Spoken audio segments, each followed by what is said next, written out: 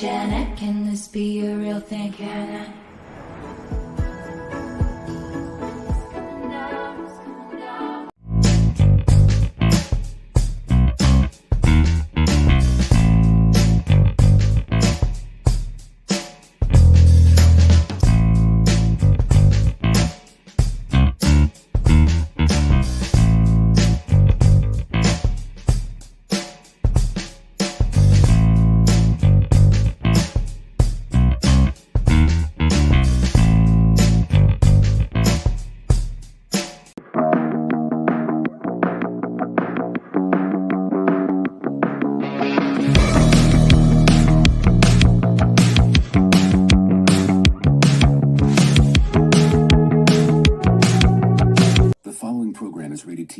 LSV. It contains strong language, sexual situations, and violence. It is intended only for mature audiences. Hello, hello, hello. Welcome to the Friday Night Chit Show. Welcome for hanging out with us tonight. And I want to say thank you to Orange Hat and Ruben for joining me. How are you guys tonight? You're back? Yeah, you weren't here last week. How are you, Ruben? How are you doing? I'm okay. I was on a frame. So if I go here, it shuts my. I have to move over a little bit. There, right there. Hello. You just had a Biden moment. What the hell did you just say? I don't even literally did that in an interview. In that interview with what's his name from CNN. He's like, what about? Yeah. Well, I mean, I have been running analysis on what Biden's actually saying, and I have no idea. Yeah. AI doesn't even know what he says. How do you miss that? Yeah. What? Well, I just want to say hi to everybody. And, well, we've had a really eventful since last Saturday. We have been. It's really so much pretty boring. Crap has been going on. You know, it's been like we're in history right now. We've made history, our country. History basically. is now upon us. And most people that are alive in the United States, I'd say, have never had this type of thing going on in their life. Because I think most of us don't even, we were young when I think it was, what was it? Wasn't it Ronald Reagan was the last person that was shot at, president-wise? Yes. Well, hit. Last person who was hit. Last person who was hit. Yes. And I think the one I remember was the one that shot the Beatle. I remember everybody talking about that one. Yeah, John Lennon. When John Lennon was shot, I remember that more than anything else until this one. You know, for an iconic person to be shot. Mm-hmm. So, and then 9/11, of course. You know, that was the biggest thing that's ever happened in my lifetime since before this. But I was alive doing a live stream when it happened, and I got a phone call, and they said that Trump has been shot in the ear. And I just went, what? I just freaked out, you know, because that's what I heard. And then people in the chat were saying, no, his ear got grazed, but yeah, he did get shot. And I didn't know anything about the other people. But when I saw the videos and stuff, I was like, I just couldn't believe it. It was just shocking to me that anyone would get that close. Anyone would be able to get that close. But then I started thinking about what happened in Las Vegas and how far that guy was shooting at, even at night, and he was shooting people. So, and he was supposedly by himself doing it. There's a difference between a very skilled shooter and a very non-skilled shooter. Mm-hmm. Well, the guy that I told you about that did the interview with Waters, right? Yeah. He told everybody that a young recruit has to be able to shoot farther than what that kid did to be able to graduate from boot camp. So he said he could train you in, 3 or 4 times and you would be able to do that. So basically, even if he was a dweeb or whatever, he got enough training to be able to shoot. And when you saw that one video that I posted, if Trump hadn't turned his head, he wouldn't be here, period. That's a fact. No, so whether anyone wants to believe he was a dumb dweeb and he doesn't know what the hell he's doing, well, they can say that, but apparently he knew what he was doing. And even that guy said that somebody could shoot with just a regular rifle would have been able to do that from the distance that he shot it from. So a lot of stuff's coming out little at a time. And they're supposed to have like meetings on Monday, right? Where they're going to interview some of these people, the Secret Service. They're going to be hauling that Cheadle bitch into the Senate hearing or into a Senate hearing on Monday. And they're going to be chewing her ass out. They said, we're pulling you in on Monday. You're going to answer the subpoena or we're going to have you arrested. And they'll be interviewing everyone that was involved, right? Pretty much. Pretty much. All the Secret Service agents, including the DHS agents that were there who weren't Secret Service. Apparently that's also come out, folks. So, yeah, they were like just like contractors. Senator Hawley, thank you to the person who sent that. Yeah, I was told that they were Homeland Security people. So they're not specifically trained to protect someone like the President of the United States type of thing. Nope. So, man, they made a bunch of mistakes.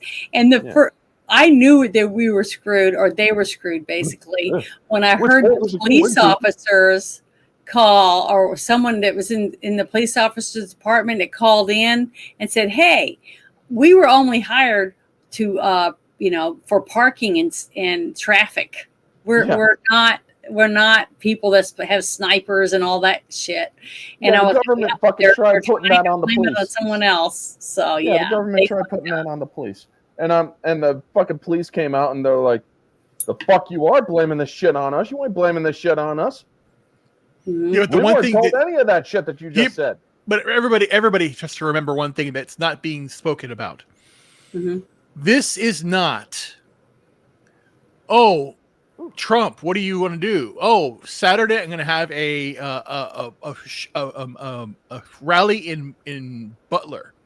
Let's get that done. Okay, great. Mm-hmm. And it happens.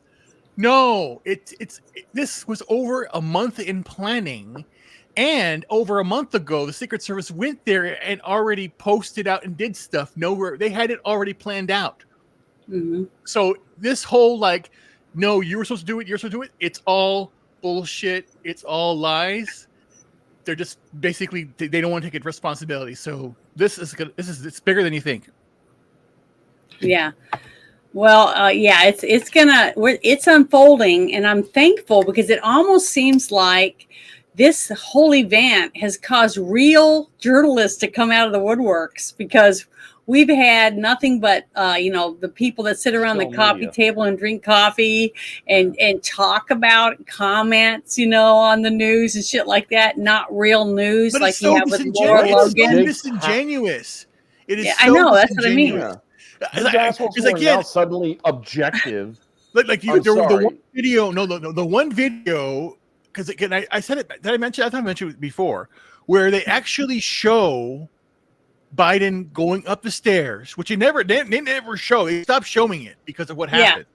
Yeah. And they specifically showed it. You have Jake Tapper giving the golf style reply.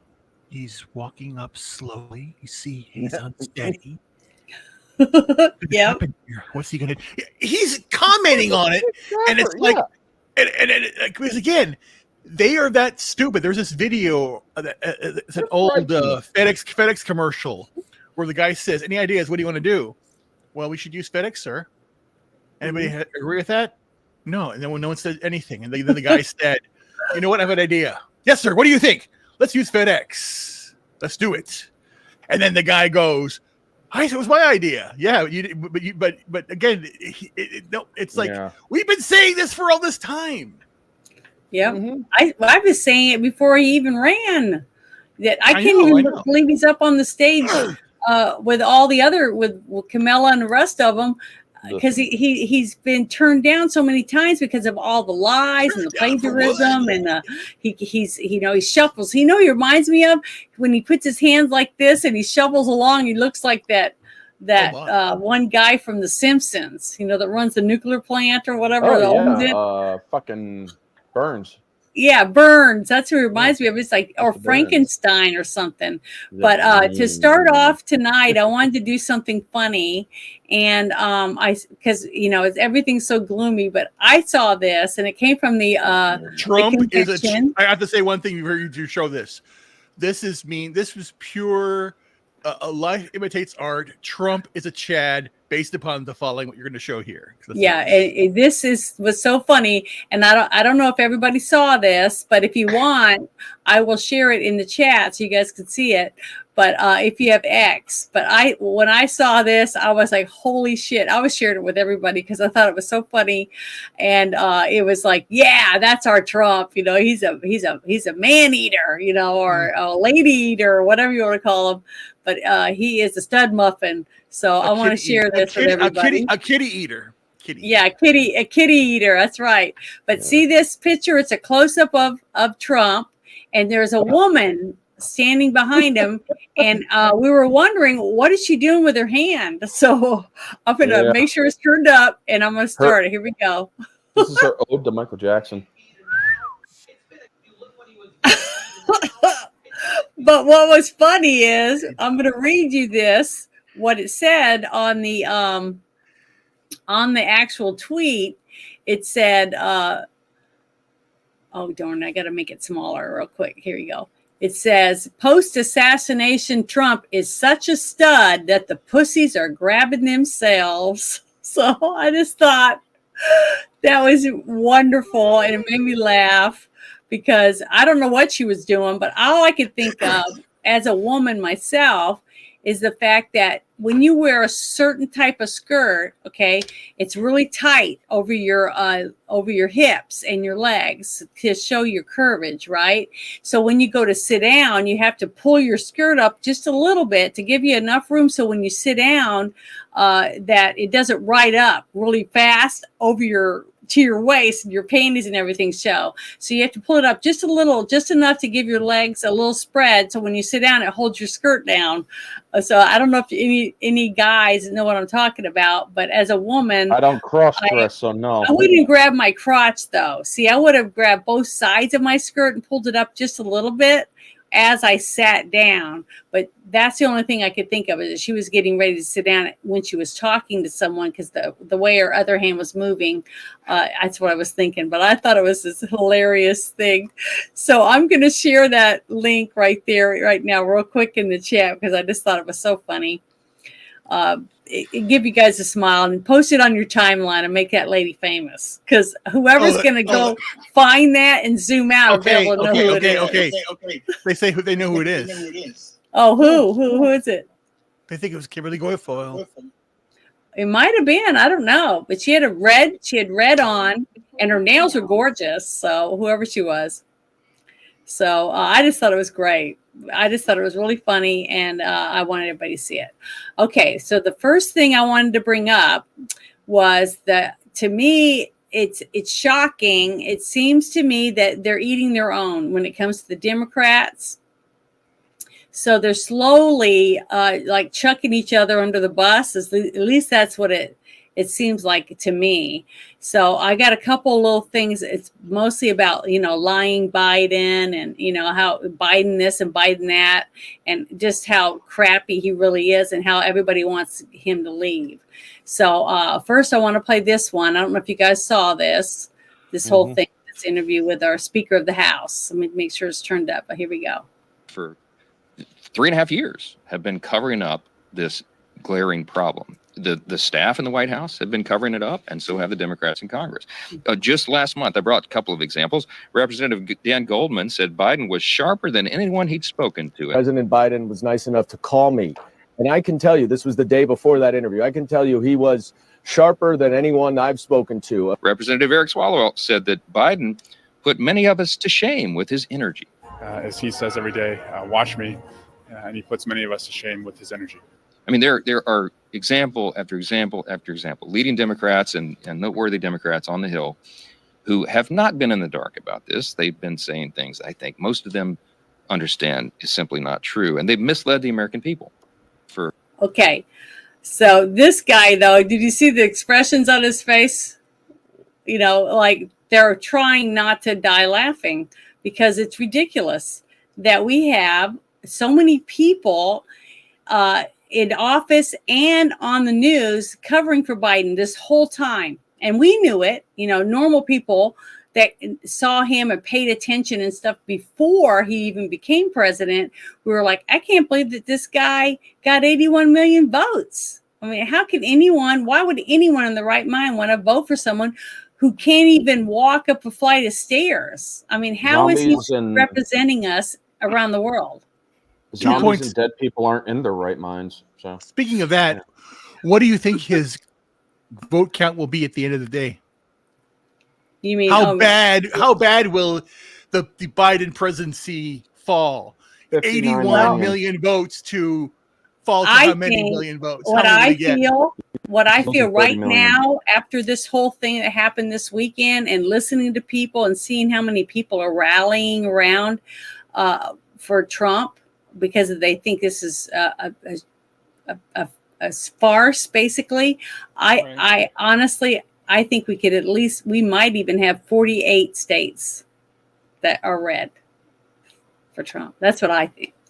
So you think what are the two states you think that won't? I think Hawaii will be one of the states that says no, and it's either even after Maui. Mm-hmm. I really do. I hate to say that. It's either going to be now. These are the three. I think three states. I'm more than likely it's going to be California, New York, and Hawaii. That's not going to vote for Trump. Orange Hat thinks New York's going to turn. New York. I have often said this, folks, and yes, New York has turned into a battleground state, as John M says in your channel. Yeah, I think it's going to be close. But I often said over the years, and I have remained consistent on this, that when I hear dumbasses like Ben Shapiro and fucking Liberal Hive Mind, as much as I like Liberal Hive Mind, he's late on the news all the time. He's like a day late and $1 short. But a lot of these people often, and even the guy that I really like, Black Conservative Perspective, they all love to trash New York. They all love to shit on New York. And it's like, man, if you guys are going to fucking shit on New York City, because that's where all the fucking libtards are.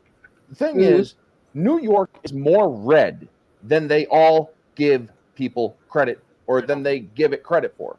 When Molinaro was going up against not Hochul, but the dumbass that was grabbing women and shit. What was his damn name? Forget him. He's a fucking Italian. I'm not going to say the word that I wanted to. But anyway, the thing is, he was Cuomo. That was his name. Thank you. Molinaro had 95% of the state's districts. All voted red. New York, Rochester, Buffalo, and Albany voted blue. That was it. And it's like, go fuck yourself. The fact that I have often advocated for an electoral college on the state gubernatorial level for when it comes to deciding who the governor is, because it shouldn't be up to the cities and the major population centers to decide who governs an entire state. Because even when it came down to Hochul versus Zeldin was like 10,000 votes shy. That's a lot, or that's not a lot of votes, folks. That's a close call. Yeah, that's really close. That's almost within margin of error. So, I do believe that AOC is actually getting contested in her next one. She won her primary, but she's actually getting contested in her district. And people are actually saying, screw this bitch. Tina Laporte or something. When it comes to New York, if you go to places like where I live, you are going to see way more conservatives than liberals. You will see some liberals around here. I'm not saying that there aren't. I'm actually friends with some of them because, well, they're not sane liberals. Some of them are, but not all of them. But you also have but if you go up into the northern Adirondacks, northern New York folks, and the upper part of New York, that is pretty much scarlet red. And they are not ever going to vote Democrat. Well, I mean, that's the fact, though, is I got an argument with someone. This was only like, I guess, 7 or 8 years ago. an adult, a grown-up, over 40. Okay, I got in an argument with this person, a woman, and because she didn't understand when I was trying to explain to her, because she was saying that we should go to popular vote. And I was like, no, we can't do that. That's ridiculous. And she's like, why not? It should be the people. It shouldn't be the states or whatever. And I said, okay, let me put this into perspective for you. I said, did you know that the city of New York, just the city, will outvote Arkansas, Oklahoma, Missouri? And I go, add a few other little states in there. And that's just one city outvotes 3 states, 4 states. So how can you say that the people in a state don't have the right to have a say because there's not enough people there, because it's rural, because it's mostly farmers and, people like that. And in the city, they're packed on top of each other like sardines in huge buildings. That's why they have so many people there. And why you have that? Why you don't want to have an actual popular vote? Regardless, it's basically a popularity contest based upon the most votes. So if you basically if you say just using your own analogy too, you basically say that that you can't have chickens and eggs. So you can't have chickens, bees, or goats on your property. The majority of people that don't live on a farm don't want them, so they say, okay, great, it's not a problem. I don't need that in my life. They just say no. Dude, that's again. But then someone that lives out in the country, then they say, hey, well, why? But you don't need that. Why do you need cows and all that stuff? Just go down to the grocery store. Get your food there, go get some Starbucks for coffee. What are you doing? You don't need a tractor. Just try your lift. They don't understand. So that's the same mentality. That's why I remember when I was a kid and we lived in, I remember I was living in Spokane, Washington, or just outside of Spokane. I think it was Fairchild Air Force Base. I'm trying to remember the name of the Air Force Base up there. And I remember my very first outing, I think I was in kindergarten or whatever, and we went to a dairy. We got to go to a dairy and we got to see how cows were milked and how the milk was processed. So at the end, we all got a little thing of milk to drink and we got to pet the cows and all that stuff. And I thought it was so cool because I got to find out where milk came from, that it really came from cows. So I think it's sad because I just don't think enough kids know where food comes from. Who was it? It was some country western singer that said, take a kid to a farm. I was lucky because after we were older, my mom used to travel with us when my dad would be out on, TDY or whatever. And she'd take us to Oklahoma or Texas or Arkansas, depending on where my grandfather lived at the time, her dad and mom. And we would get to, ride horses. He would plant peas and cotton and other things in the garden. And he had a team of horses that would plow and everything.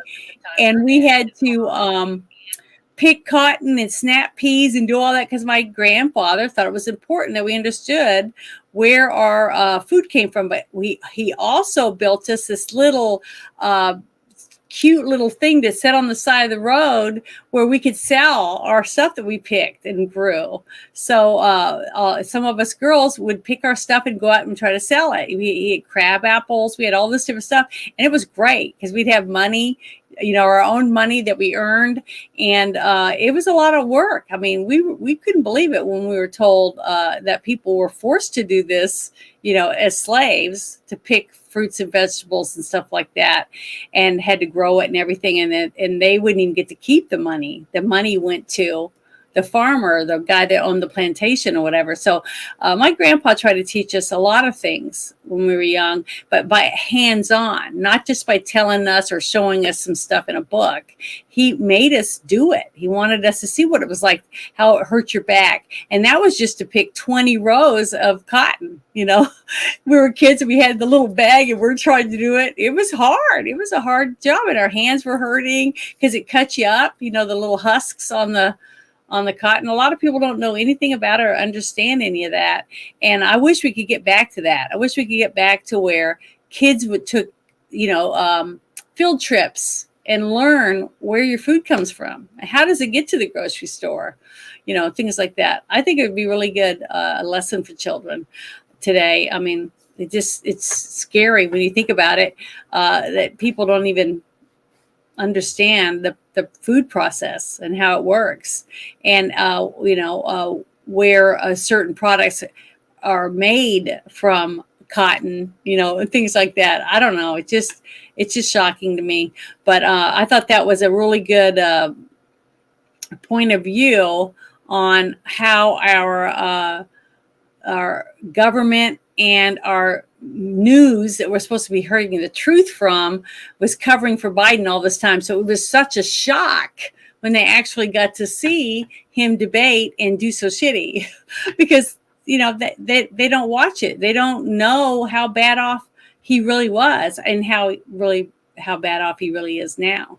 But here, I want to show this next one. Let me see. It's in, let me see. I gotta find it because I don't know why I can't ever get these in order. It just drives me nuts. I think it's this one. No, it's this one. I think. Oh my God, I suck at this stuff. Okay, I think it's this one. Well, yeah, some girls will say that.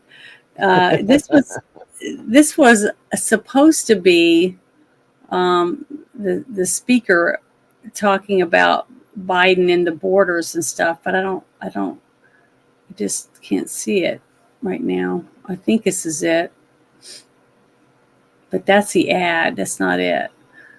Okay, I'm going to try this one. I think this is the right one. Darn it. I just suck at this so bad. All right. Is this the same one I just played? Could be. I don't know. I'm going to try it and see, but I don't think it is. But I think this is the new one. Okay, here we go. Yep. I think it's turned up. Yeah. Now, the SAVE Act. Illegal immigrants pouring into the country. Like, we've lost that story in the last couple of weeks, but millions have come in. And let's say even a small percentage manages to vote because they think they can reasonably believe that they're allowed to. Yeah. What of this? Well, it's a very serious problem. And the Democrats are trying to pretend as though it's not. We know that. We have millions. By our count, we believe maybe as many as 16 million illegals in the country since Joe Biden took the Oval Office. From day one, he started issuing executive orders, open the border wide. Here's the problem. In all the states right now, it's really easy to register to vote. And when the illegals go to the local welfare office or the local government office and they sign up for benefits, which most of them do, they give them the registration card. All you got to do is check a box. Are you a U.S. citizen? We know that many illegals have already done that. Some states have already done their own audits. They've shown you got thousands of people. That's enough right now to throw an election, to change the outcome of a congressional seat. The majorities in one of the chambers of the Congress. So or the maybe legislation will say what? So the SAVE Act was passed in the House a couple of hours ago. By the way, 198 Democrats voted against it. What does the bill do? How many Democrats voted for requiring only illegal American citizens to vote? Five of them, right? That's all the bill says. You have to be a U.S. citizen. Oh, you smoked them out on that one. Oh, yeah. I mean, it's devastating for them because there's no way to argue against the necessity of this bill. All it does is it requires the registrars of voters or in all these offices where they're doing this to require proof of citizenship. Currently under federal law, believe it or not, the way the courts have interpreted it, they can't ask for proof. So everybody can fill out this form fraudulently, and that's a serious problem. All right. Okay. So basically, that is one reason why they wanted the borders wide open, because they knew at the beginning that there's no way that Biden's going to be able to do 2 terms unless they cheat. And the only way to cheat the second time around, basically they couldn't do the exact same thing with ballots in the middle of the night, all this stuff without a COVID type something going on. So they had to have illegals that they're giving, flying all over the place, giving them hotels, giving them food, giving them clothes, giving them jobs or whatever to get the votes. And the fact that only 5 Democrats voted to make sure they have to be citizens of the United States to vote proves to me that they knew they couldn't win. They had to cheat. This is the only way. I mean, what why are we going to work every day and paying taxes if us being a citizen doesn't mean anything? If we have no privileges higher than a criminal that can walk across the border, which is a criminal because they broke the law as soon as they walked over the border, okay? And then to see him sit there and say that made me a stomach turn, because basically the whole time Trump was in office, he was trying to build this wall. And they dragged their feet. They dragged their feet over Obamacare. They dragged their feet over getting the border wall built. The funding was always messed up. There was always a problem. Then the COVID, and it was like they didn't do shit to help Trump get anything finished. And he did as much as he could by himself. And now he's about to get it again. And they're all having to realize that we, you and me, the ones that are backing Trump, are saying, F you, to all of them. You get your asses in there, or we're not going to vote for you, because we're voting for Trump, and we're going to vote for people who want Trump in office, because he's already proven that he says what he does, what he says he's going to do. So basically, we're screwed again if we can't do something about stopping these illegals from being able to vote. And when you get in a car accident and you got all these illegals having truck accidents, killing people, other pedestrians, and they get out and they can't even speak English, how do they pass the test to get a driver's license if they can't even read the test? You see, it's ridiculous. The states that are giving these people driver's licenses and the ones that are just handing them voters registration, that's all illegal. Yeah, they know they're not a legal citizen. Have you guys ever played Democrat Monopoly? You pass go, you collect $1,500, especially if you're illegal, or if you're illegal. If you're an American citizen, you pass go, you go to jail. Yeah, it's ridiculous. It's disgusting, because my parents, I've watched my parents, they worked my whole life. I don't remember them not having jobs, right? And when they would get hurt, all the shit they had to go through for workman's comp, just to get a few months of checks till they got well enough to where they could go back to work. And they had to fight for every penny. I mean, there was so much paperwork, and it was, all these doctor bills and all this shit just to prove that they actually got hurt. And then these people can walk over the border after all the people that lost their jobs in the military and at businesses because they wouldn't get jabbed up. I'm one of them. I said, no, I wouldn't get it. And guess what? I couldn't get any jobs on any movies or any sets or anything because I didn't have a card. So I had to take whatever independent stuff I could get, which meant you don't get your SAG card. You don't get anything because you treated like dirt, basically, because I wouldn't get a jab. Okay. So the fact that they kicked military out and people lost their jobs because they wouldn't get the shot was wrong. And now they're letting all these people come over the border, never even had a shot since they were born, basically. And that's okay now. You see, to me, it pisses me off that these people are being given money that other people have worked 30 years for. And they keep saying that the Republicans are the ones that aren't going to let them have their Social Security. Well, that's not true. The Republicans, well, I'll say conservatives, because most of them are rhinos and they don't give a shit either. It's a uniparty is what you should be calling it. The conservative people that believe that we should have smaller government and that you should keep more of your paycheck for yourself and your family, because people don't seem to realize that when you have people that have jobs and you're buying a car and you're buying groceries and you're paying your electric bill and you're buying food and you're paying your rent or your house payment, that's all helping the economy. Okay. Because when people are buying homes, more homes are built. See, when people need to buy that product, that means they have to make more of that product to replace the ones that are taken off the shelf. All this stuff. People buying cars, which means they make more cars to replace the cars that are sold. All that is common sense, that if you treat the people right and give them more money in their pocket that they earned, they're going to spend it. Okay. And they're going to spend it on things they want.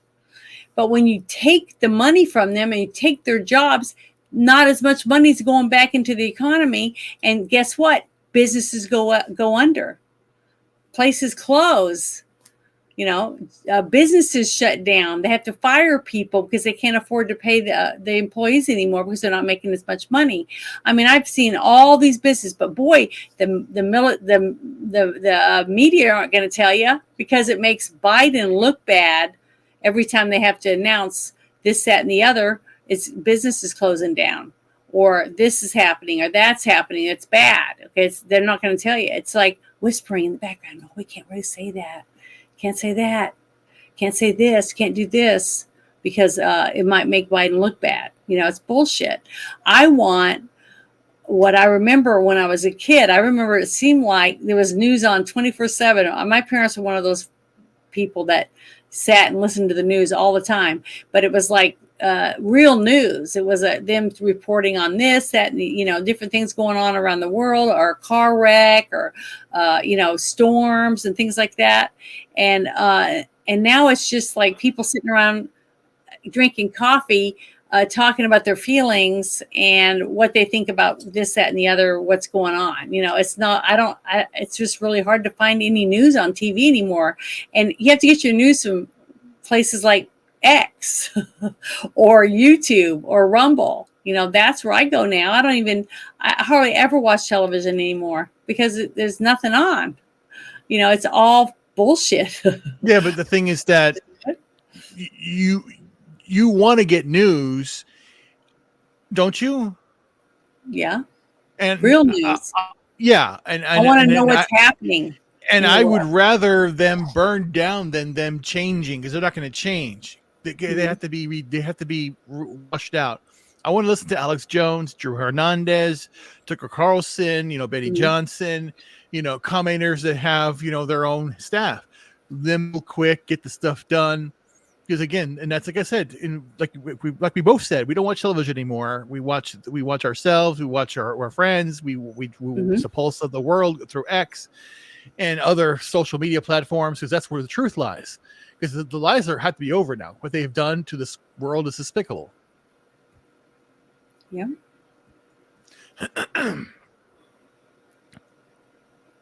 So let me close that off. I'm gonna this next thing I want to share is I just thought it was interesting when I saw this ad, because it's like the Democrats are beginning to eat themselves. They're infighting constantly, and I'm seeing more and more and more of these different Democrats fighting each other over this, that, and the other, because they don't agree with what the other one wants to do, that type of stuff. So I just think it's pretty interesting. I hope this is the right one, but I don't know. Is this the same one I just did? No, this is a new ad that has been put out by the Democrats, and I wanted everybody to see this. I thought it was pretty interesting. President Biden, you saved democracy in 2020. Now you have a chance to do it again. It's time to pass the torch and let us choose a new nominee. One who can bring new energy, new hope, and make sure Donald Trump never gets near the White House again. Our country's future is in your hands. So please, you are. Pass the torch, Joe. Pass the torch. Pass the torch. Pass the torch. Pass the Torch is responsible for the content of this advertising. There you go. Did you guys see that yet? Look at no. Okay, well I'm gonna copy this, and I want to put it in the chat for anybody who is interested in sharing this. They are panicking. They are like they're done. They're done. They realize they know it. They know that they have nobody. They have nobody. But here's the thing. Here's the thing. Uh-huh. They're gonna try again. Of course they are. They are again. They haven't given up. They are desperate now, my folks. Remember this. Yeah, we know they're desperate because they try to get rid of Trump. Remember, the shit show hasn't started yet. I think they won't stop until he's out. He's completely gone. So this is ridiculous. This is we're living in really weird times. Unless there is that 1 billionth of a percentage that there's a light that happened in some people's hearts that says, we almost did this. We have to repent. And then a change happens. Yeah. But we're not there yet.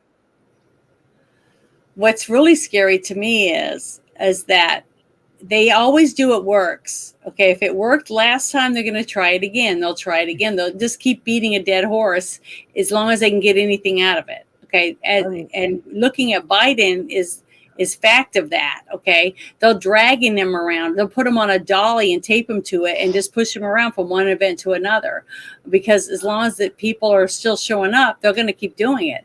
I mean, look what they did last time when he ran.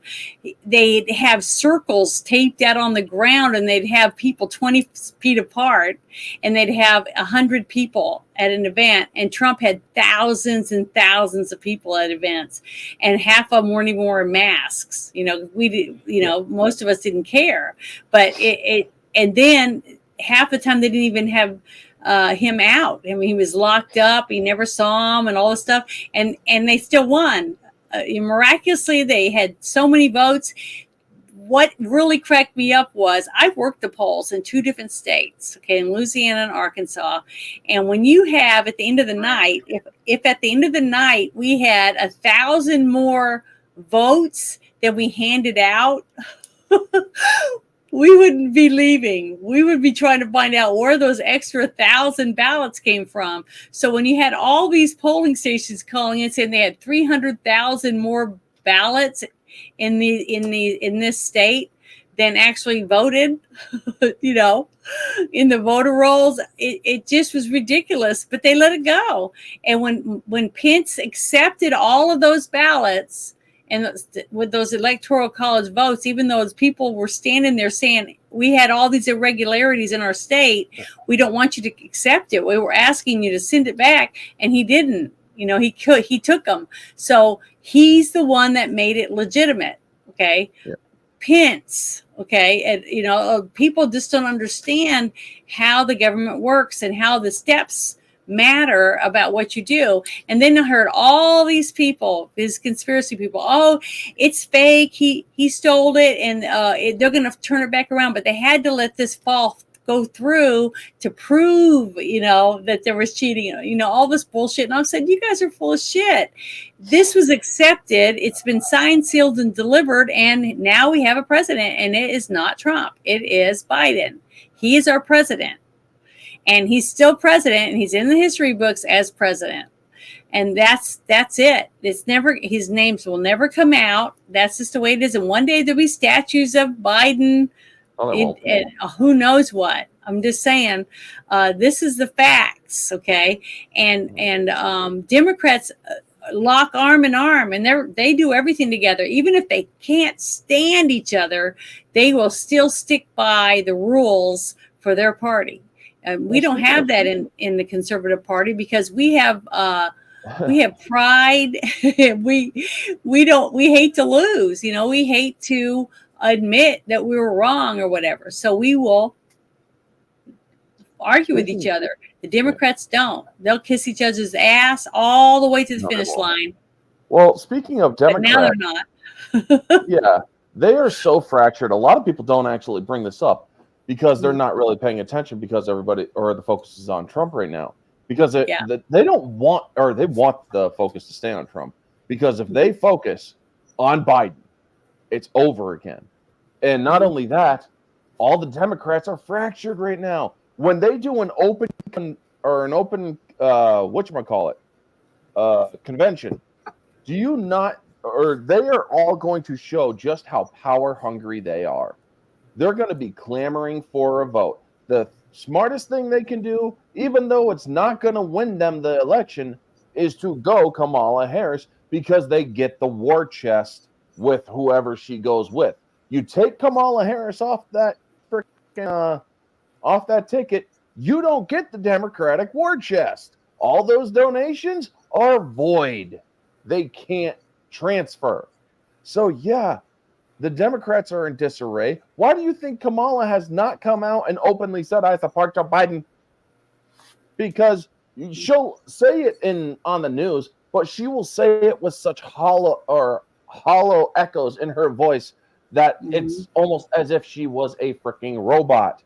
People don't and I love how she came out against JD Vance. It's like JD Vance has no interest in serving the country. It's like, right. And what the fuck did you do to serve your country? Oh, right. That's right. You got on your fucking knees and sucked like a good little whore. I'm sorry, freaking Madam Vice President, but you really should not speak about a fucking Marine like that. But yeah, especially when you freaking dirtied your knees to get where you are in politics. I mean, I'm pretty sure you had to dirty your knees in the Oval Office just to get where you are. But then again, yeah, we won't go there. But the point is, folks, the Democrats are so freaking divided right now that there is no chance of winning. They can have all the illegal votes they want. They're not going to get the White House. They have, or the assassination attempt against Donald Trump, against former President Trump and future President Trump, the once and future president. That assassination attempt galvanized and woke up all the people who love to sit on their fucking couches during election year and say, that's all right. He's going to win anyway. Not unless you get off your fat fucking asses and get to the goddamn ballot boxes. Or as the fossil in office says, the battle boxes. And it's like, yeah. I also like this. It's like, I'm not going anywhere. I'm not dropping out of a race. We can have an open convention. Yada, yada, yada. It's like, didn't these jackasses accuse Trump of not wanting to leave and not going to leave power? He's going to try to dig in. And look what the fuck Biden's doing. But then again, is it really Biden? No. It's his fucking fishnet trench coat corner whore named Jill Biden, who's freaking hoarding all the power for herself. She's yelling at everybody, don't you talk to my husband that way.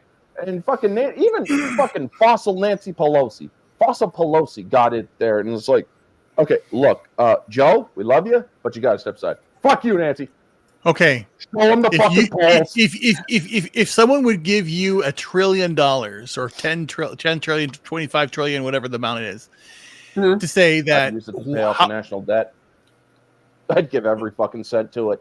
Or yeah, well, I'm saying, how can the Democrats win? They can't. This is a lose situation. How can they win? I'm asking, is there a scenario they can win? Yeah. They can't win. There is no way for them to win. Okay, Janet, what's the scenario? Cheat. How? They did it already and it worked. And they can't get away with it again. Who says? Are you going to be at the polls, working the polls to keep people from cheating when you're there? No. See, that's what I'm trying. That's what I tell people. They can cheat because they did last time. And if the people in charge don't step up and stop them from cheating again, they're going to do it again. Okay, that's all I'm saying. They did it last time, but they may not do it in the exact same polling place that they did last time. They'll just pick different ones to get the cheat in. Okay, and they just have to pick different states this time and pick these different states to do it. Now, honestly, if it's an honest election, I really think that we're going to have, like I said, how many states? I think at least 47 states are going to vote for Trump. I think that's more than it's ever done. But I don't know for sure. That's my gut feeling. If it's fair, if it's a fair election. Is there any way that RFK Jr. or any other third-party candidate could make a dent in the race?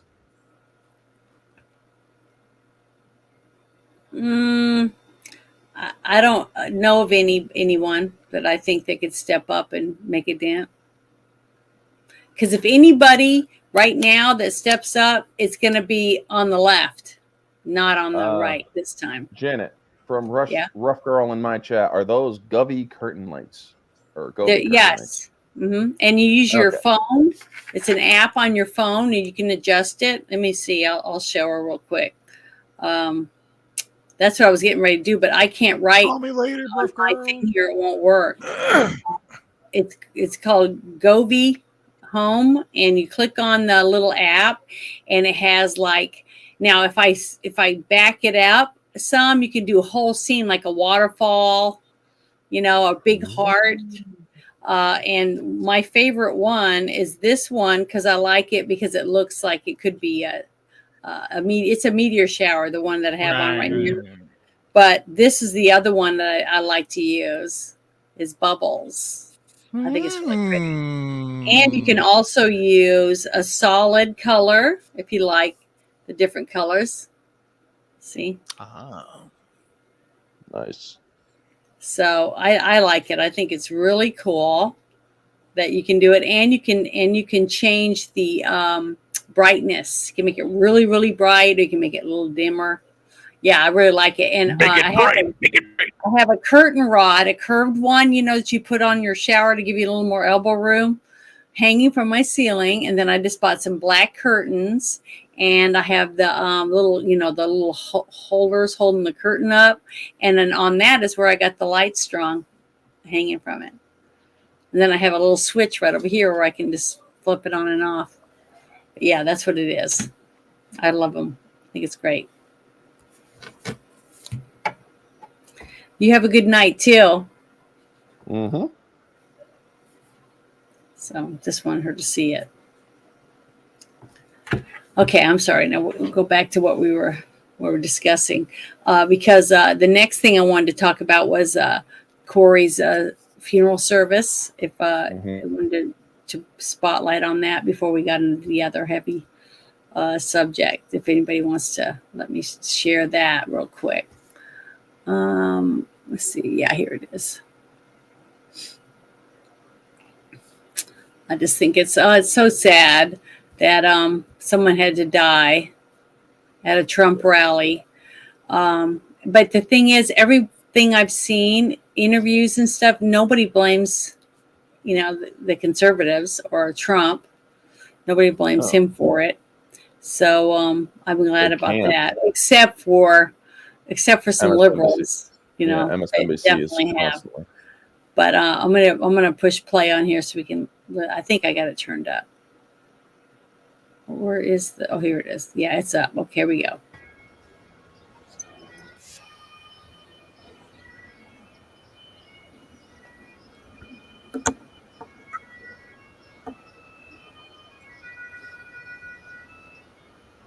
It's our honor to honor Corey.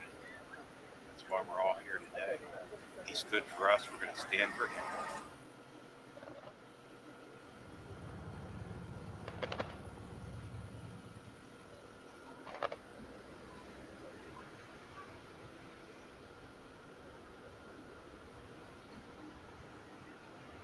We're here to support the family of Corey Comparator. He's a pillar in our community. We're also here to support America. We were attacked. Our country was attacked senselessly, and we lost lives. Doesn't surprise me so many people showed up, especially volunteer firemen, retired volunteer firemen. It's a family you saw today. So we didn't personally know Corey, but we knew he was a big part of the community. We wanted to do something nice to honor Corey. So we decided to put a sign in our yard for everyone to view as they went by today. Corey. You did good. Here in our town, we just support one another quite a bit, and we have each other's backs no matter what, and God is a really heavy presence in our community.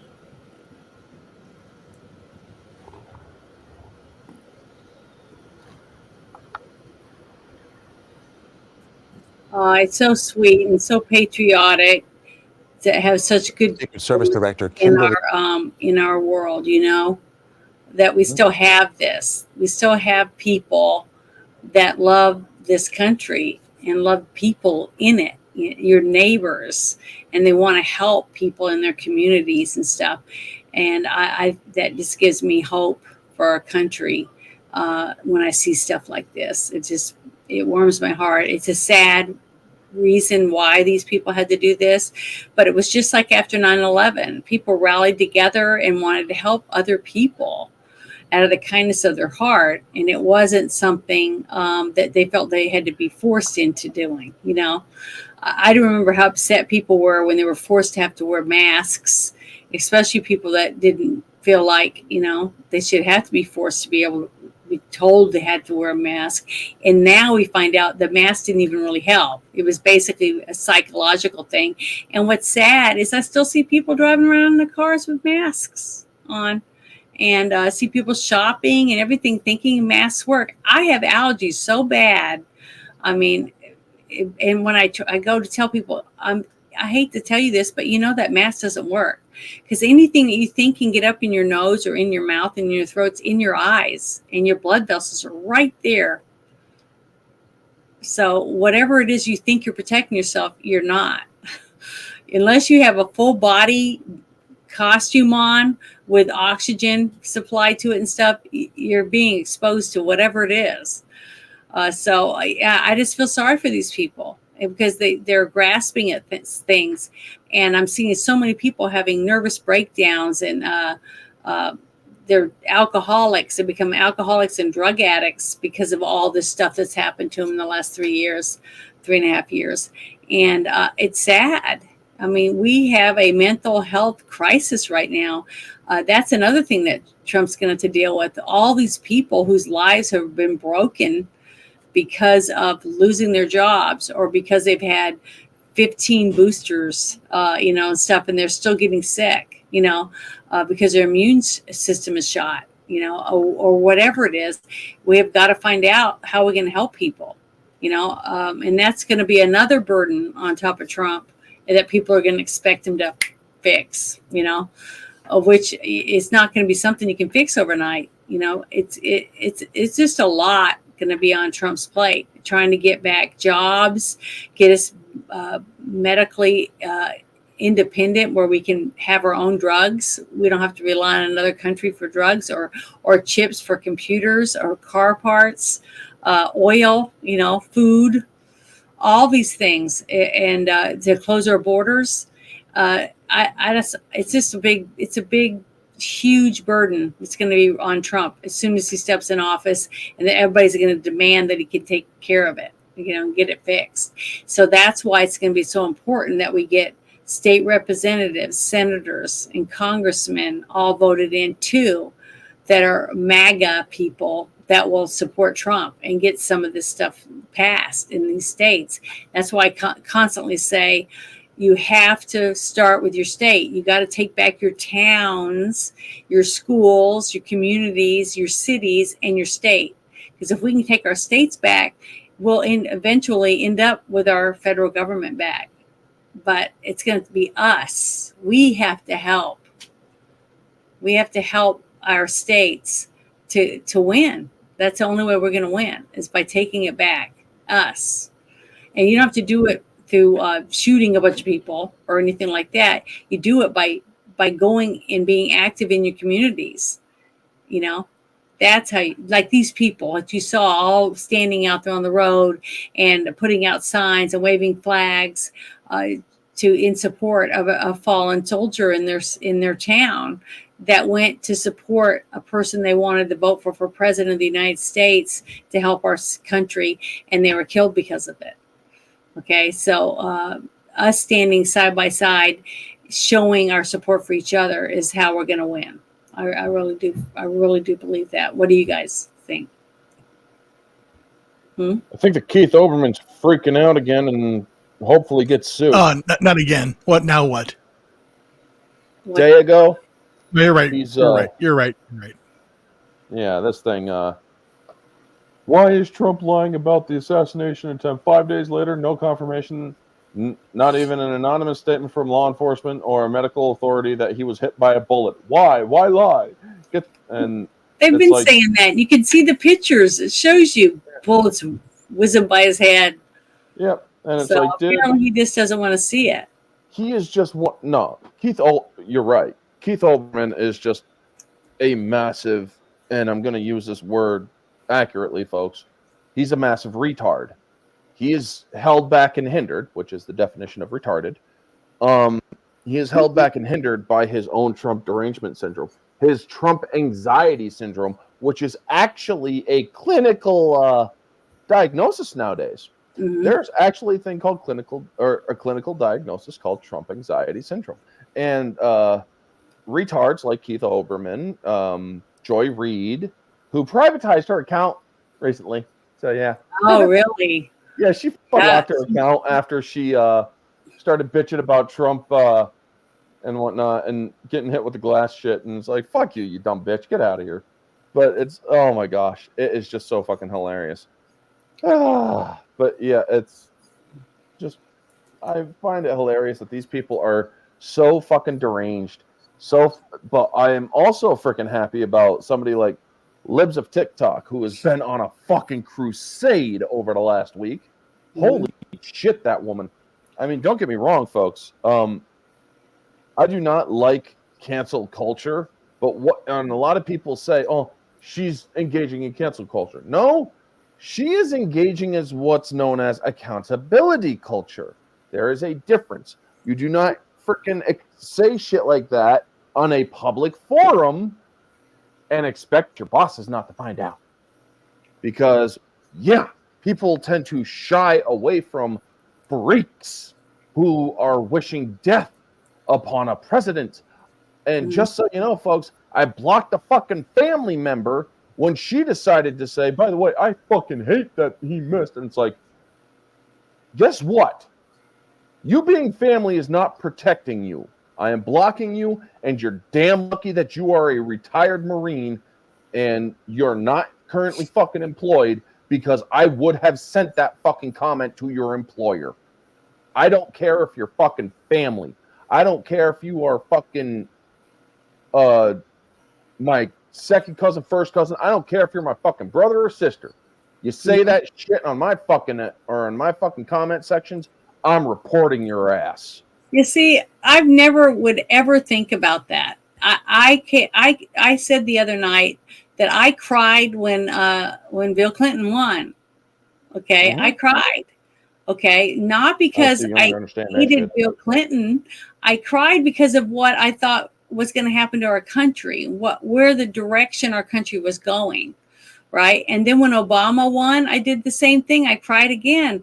Because I'm like, why can't people see what these people are doing to our country? Why can't they open their eyes and understand they're taking our rights away? Yeah, you're getting some free stuff for a little while, but that only lasts so long. When the money runs out, when there's nobody working anymore, we have less than 50% of the United States of Americans work or putting in to the system.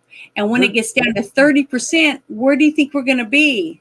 You know, where's our country going to be? Are we going to be able to defend our borders anymore? I mean, here's the thing. A lot of people say that we are losing our freedoms, which we are and whatnot. I mean, you can actually now draw a fucking comparison to episode 3 in Star Wars, folks. In order to remain, or in order to continue, or remain stability, or in order to ensure remaining stability and security, the Republic must be reorganized into the first American Empire. Except that's going to be Joe Biden's speech, because we all saw him. Well, no, actually, I mean, a lot of people would love to say that it's Trump, because I mean, a lot of people actually have been putting Trump's face over Palpatine.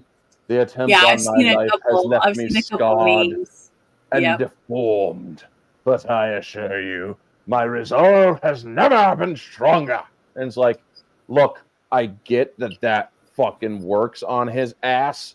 Or I get that fucking works with the words in that certain fucking section of that speech. But that speech was entirely fucking communist. Because it's like, this is how liberty dies, with thunderous applause. I mean, she said it perfectly in the fucking film. And, oh my God, I'm going on a nerd for a moment. But yeah, it's like, I wouldn't compare Trump to Palpatine. Palpatine fucking was killing world and shit. Well, the people that I know that's done that, they were doing it because it was funny. Well, yeah, And I know. they They're didn't doing it mean because it's funny, and that it's all they good think fun, and I Trump get is a that. communist or anything like that. So, Yeah. to me, I mean, thought it it's was mostly MAGA people doing it. So I know Yeah, that they're doing it in all, or I know that they're doing it in all good fun and Yeah. shit. But it's like, Mhm. part of me is like, pick a better character, please. Pick a better fucking character. I know it matches because of the fucking words, but pick a better I've seen character. so many As a Star memes Wars of fan, Trump dressed like Captain America, damn straight. Superman, Batman, all these different things. So, and I think it's great because people tend to do that to people that they look up to. I mean, Yep. honestly. So I thought it was great.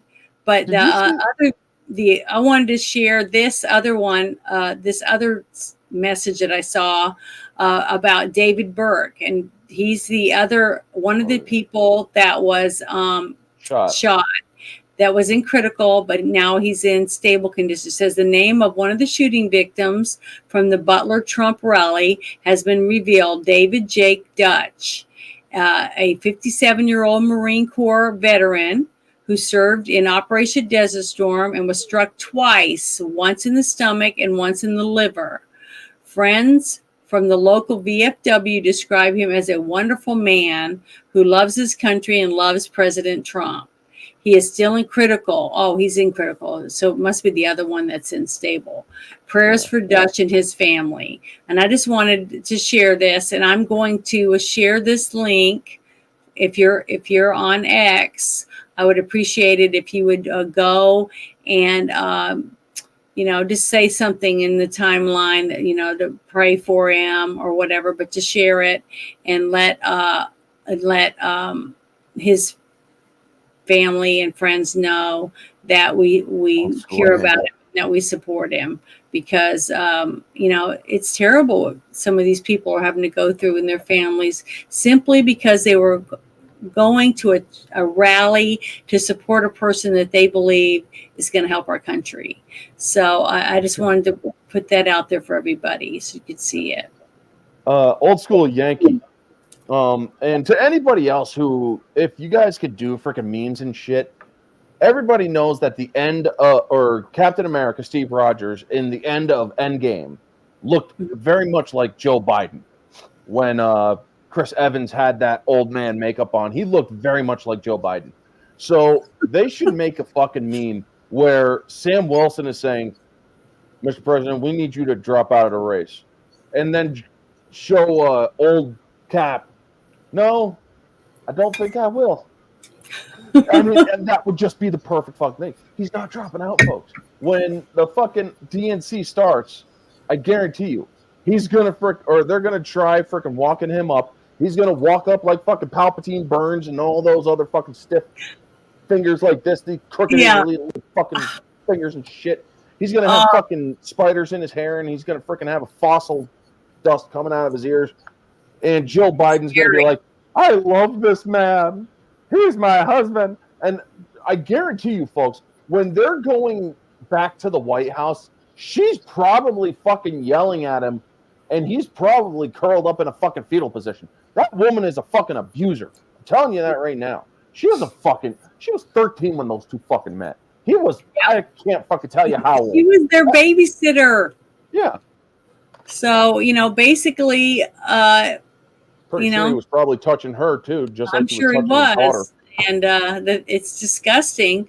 But the thing is, this kind of life is the only life she knows, basically. Yeah. So Stockholm syndrome, where she actually took over. Yeah, basically. But I wanted to share this. This was something I shared on my timeline, but I want to share it because I believe in my heart that Trump didn't die because it was a miracle. I really do believe the hand of God, for whatever reason, got Trump to move his head right when he needed to, right when that bullet was coming, because he didn't know the bullet was headed to him. He didn't know. but he turned his head. And even if he did know, most people would just jump or scream or whatever. You wouldn't know what to do. The thing is, he didn't know it was coming, but God knew.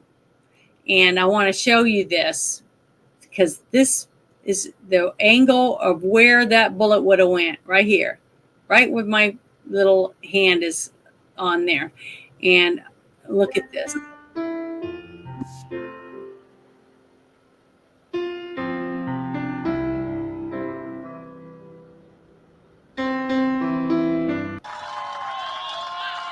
And then the worst president in the history of our country took over. And look what happened to our country. Probably 20 million people. And you know, that's a little bit old, that chart. That chart's a couple of months old. And if you want to really see something that said, take a look at what happened.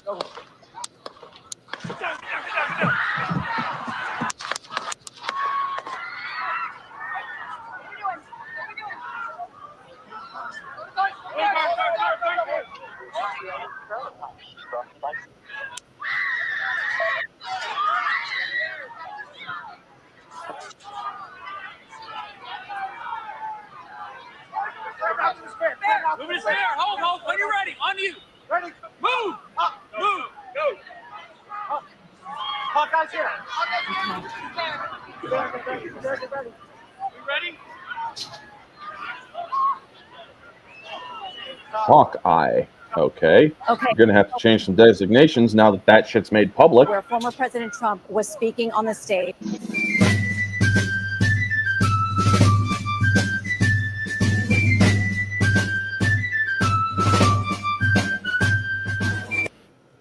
But I just wanted to share that because when I saw David Harris had those pictures, the before and after, I just went, oh my God, it's a miracle. It really, to me, I can't stop thinking about it. It is a miracle that he's even alive.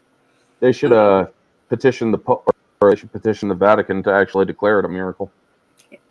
I just don't see how it can't be. And then that picture I shared on my timeline too, about the bullet. You can see the bullet in midair. Old school Yankee, he was dead before Trump even got up. Yeah, I think he was They dead put too. a bullet in him right after those shots rang out. They put a bullet in his ass. He shot 8 bullets. Or in his head. Yeah. And the thing is, this is why I really believe it was an inside job, because he got 8 rounds off. Okay. One guy got shot twice. The other guy got shot in the head after he pushed his wife to the ground and he jumped on top of his daughter. Yep. That was his funeral that we saw. Corey did that. And then there's another young man, a man that got shot in the throat. And he's the one that's not in critical now. I think he was some state representative's son or something like that. I don't know who he is yet, but as soon as I find out, I will try to show a video of him or a picture of him. The thing is that as soon as Trump grabbed his ear and went to his knees, they shot him. So whatever happened, and if he was working for someone or whatever, we won't know because he's gone. Yeah. And they wanted to make sure that they waited until he got as many rounds off as it took to take Trump out from what it seemed like it. Because that interview I showed last night on the Team Shit Show was a sniper, and that's what he did for a living. And he said that guy shouldn't have got a single round off, not one. Nope. They had him fucking tagged. Rounds, 8 shots. Okay. People, it's like click, click, click, click, click. Snap your finger that many times. That's a lot of time. And that other timeline that I showed, it showed 2 minutes, 2 full minutes from the minute people were yelling, there's a guy on the roof with a gun. Yep. There's a guy on the roof with a gun for 2 minutes. And Trump was just going on. All they had to do was get on the radio and say, get him out of there. There's a guy on the roof with a gun. Nobody would have been shot, because if Trump was out of the picture, there was no reason for him to shoot the gun to kill the other people. There's a lot of questions that need to be answered Monday. That's all I'm going to say on that bit. So, because here's the thing, I just folks. wanted people to see that, because that's how close Trump came to dying. It was a bullet. It grazed his ear, and we got to see where it would have hit him if the guy had been able to shoot and Trump hadn't moved his head. It is all very suspicious, old school Yank, because I mean, here's the thing. He should never have been on that stage. They knew it's coming out. They knew of this shit an hour before he fucking got up on that stage. He should never have even had the fucking rally. Yo, look. Hey, Iman, good to see you, man. Thanks. But, yeah, they should have never fucking let him up on the fucking rally. Yeah, the place was never secure. They never secured that place. He comes in with it a was range too finder. wide open. You know what, though? Honestly, if you think about it, range finder, though. It as wasn't bad as the security was, we're lucky it was just that one guy. It could have been 16 people there with weapons wanting to shoot him. Yep. As bad as it was, the security was terrible. They did not secure that place at all. It was not secure. You're right. And so then here's the thing. Biden's like, we need to tone down the rhetoric. And he's even saying that to the media, and even the media, they fucking 48 hours later. But here's the fucking thing, folks, because I didn't get to rant about this last Saturday or last Friday because I wasn't here. I had family over. And everybody's like, oh, the Republicans need to tone down the rhetoric. I have a video on my phone here that I want to play. I'm going to play the video. You all know a lot of these clips. You all will know these. So, yeah, just listen to this shit and tell me, was it ever us that fucking was talking about violence and shit? I can't hear you. You have to turn it up a little louder. Better? I can't really hear it. I don't know if you guys can. Hold on. Better?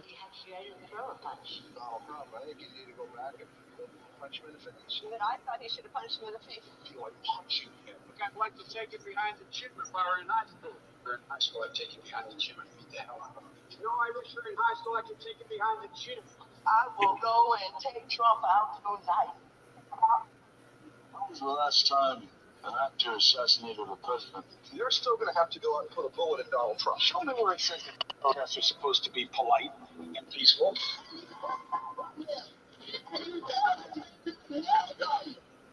I have thought an awful lot about blowing up the White House. Please, get up in the face of some Congress people. People will do what they do.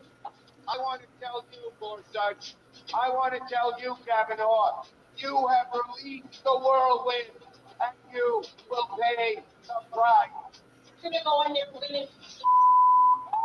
This is just a warning to you Trumpers. Be careful. Walk lightly. And for those of you who are soldiers, make them pay. If you had to pick with either President Trump, Mike Pence, or Jeff Sessions, who would it be? Does one of us have to come out alive? You gotta be ready to throw a punch. So you have to be ready. Yeah. All the fucking vice president was the last one. If you were on Ellen, if you were in a thing or an elevator with Trump, Pence, or whatever, who would it be? Does one of them have to come out alive? She fucking wanted to kill President Trump. Our current fucking vice president wanted to kill Donald Trump. And she's fucking saying, oh, these people are not, or she's fucking trying to say unity, trying to say that they fucking care and shit. They're the most violent, folks. They're the fucking party of the KKK. Well, who was it? The one that held up Trump's head? Remember that? Yeah, that was blood dripping from it. Kathy Griffith. Kathy Griffin. See, that's all they've done. That's all they ever do. Yeah, these are the ones that freaking did KKK, Jim Crow. They're the fucking ones that became the Confederate fucking Army. The Confederate Army then later became the fucking Democratic Party. They're the ones that voted against the civil rights of the 60s. They're the ones that, and yet they have the fucking gall to call us the fucking racists. They have the fucking gall to say that we're the fucking violent ones. Oh, January 6th, January 6th, January 6th. Trump incited an insurrection. You guys incited a presidential assassination attempt. So you have no fucking argument here. you have no legitimate stance ever again.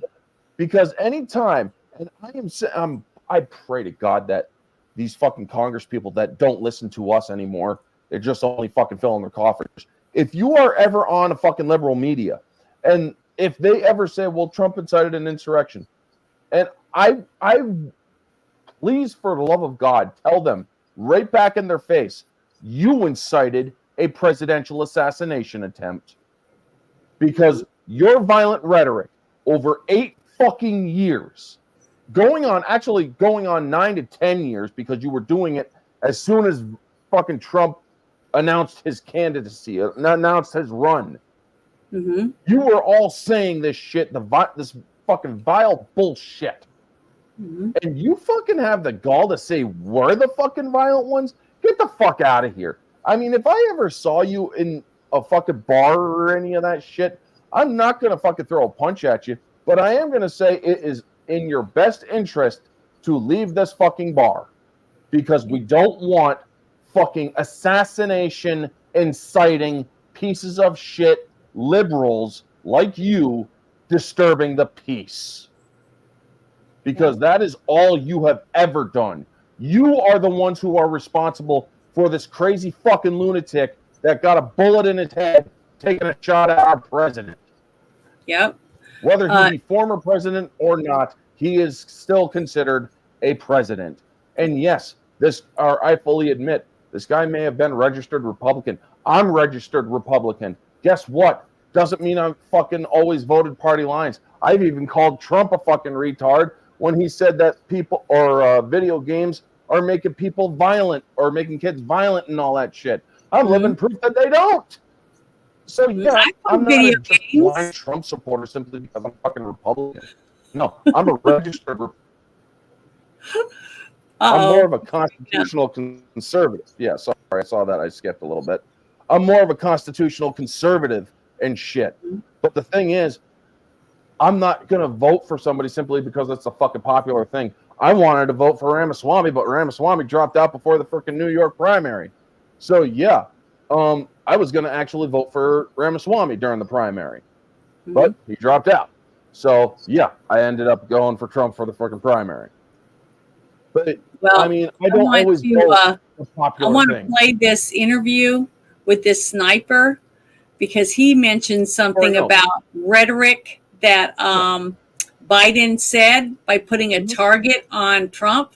Oh yeah, the bullseye comment. It's about time we put Trump in a bullseye. Yeah. I want to play this because I think this guy knows what he's talking about, and it just gives you an idea of what you just said. It opens the whole thing up, but it explains a lot when it comes to what happened and what a professional person that is in that position thinks happened on Saturday. So I'm going to play this really quick so you guys can all see it and hear it if you haven't seen it already. But this is a really good interview. Let's bring in Florida former U.S. Army sniper Corey Mills.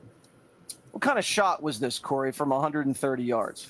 Look, at the end of the day, this is a shot that your basic training boot camp soldier is requested to make within their 9-week period. This is one of the easiest shots, and they train all the way out till 300 or 500. And when I was doing the counter sniper, it wasn't with the United States Army. It was actually when I was with the State Department and was doing this exact thing, which is trying to look at going out with an advanced team, establishing what the perimeter is.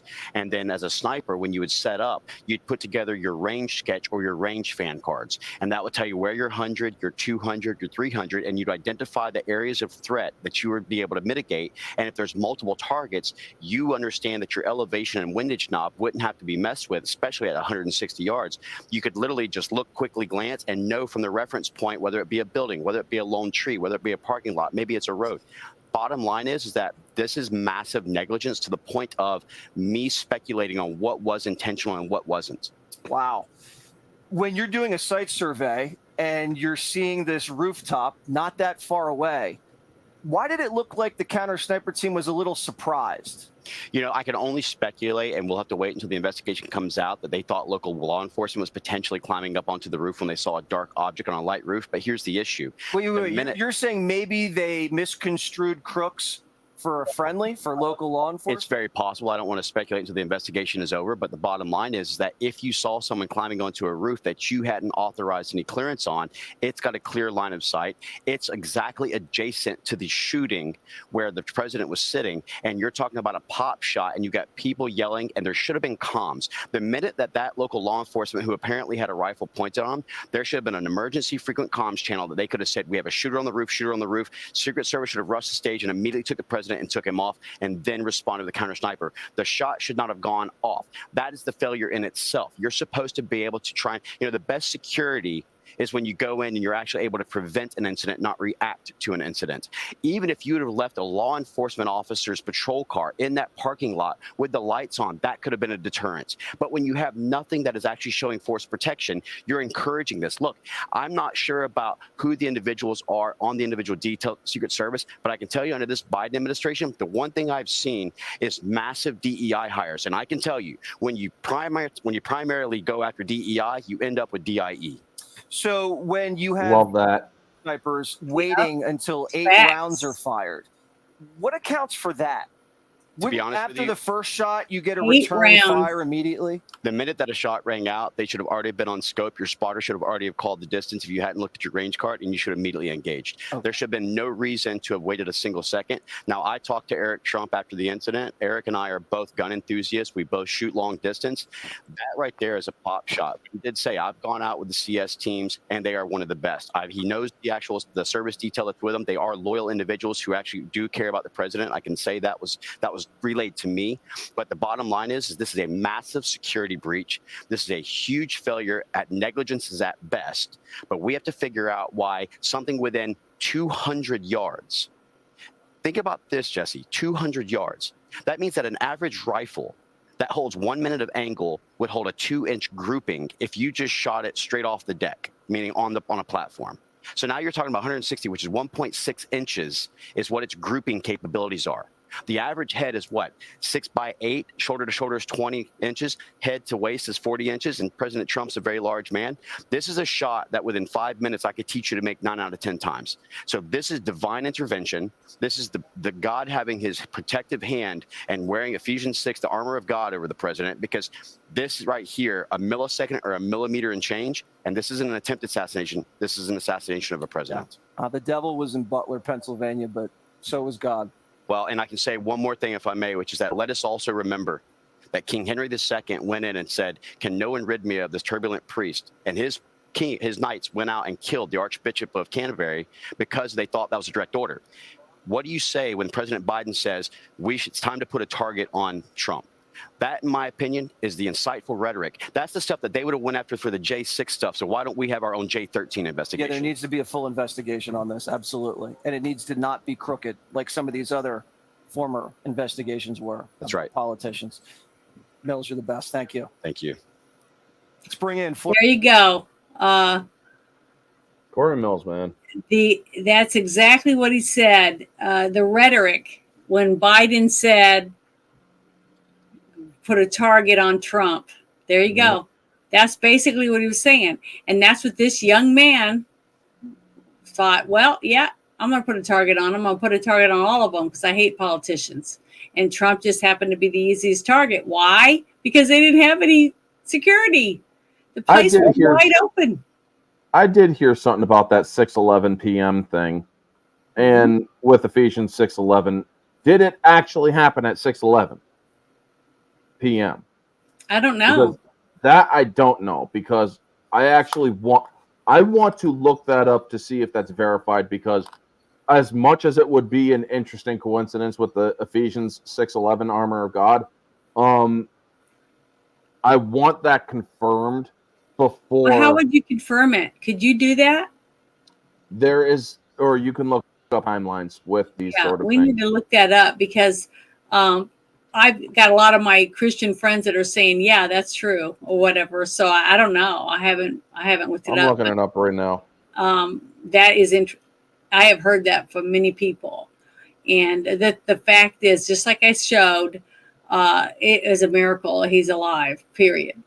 And when you hear the screaming in the background, the woman screaming, that's when she realized her husband's head's been blown off, basically.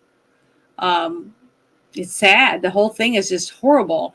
But the fact is, honest fact is, common sense tells you that if they had called and said, get Trump down, and they would have got him off the stage and whisked him to his vehicle, nobody would have got shot. There was no reason for that guy to shoot anyone else.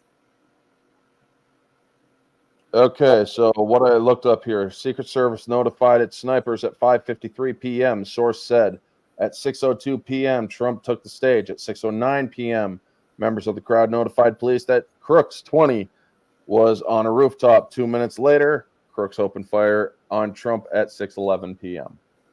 That's amazing, isn't it? So it is, in fact, I mean, I honestly do think now, more than ever, somebody should fucking petition the Vatican. As much as I'm not a current or fan of the current Pope, I do believe that they should definitely petition the Vatican with divine providence over Donald Trump. Now, I'm not saying that they need to proclaim Donald Trump divine in any shape, way, or form. No. But what happened in fucking Butler, Pennsylvania, was a miracle. And that's exactly what the sniper just said. He just said that was divine intervention. And he didn't say it because he knew it was 6/11.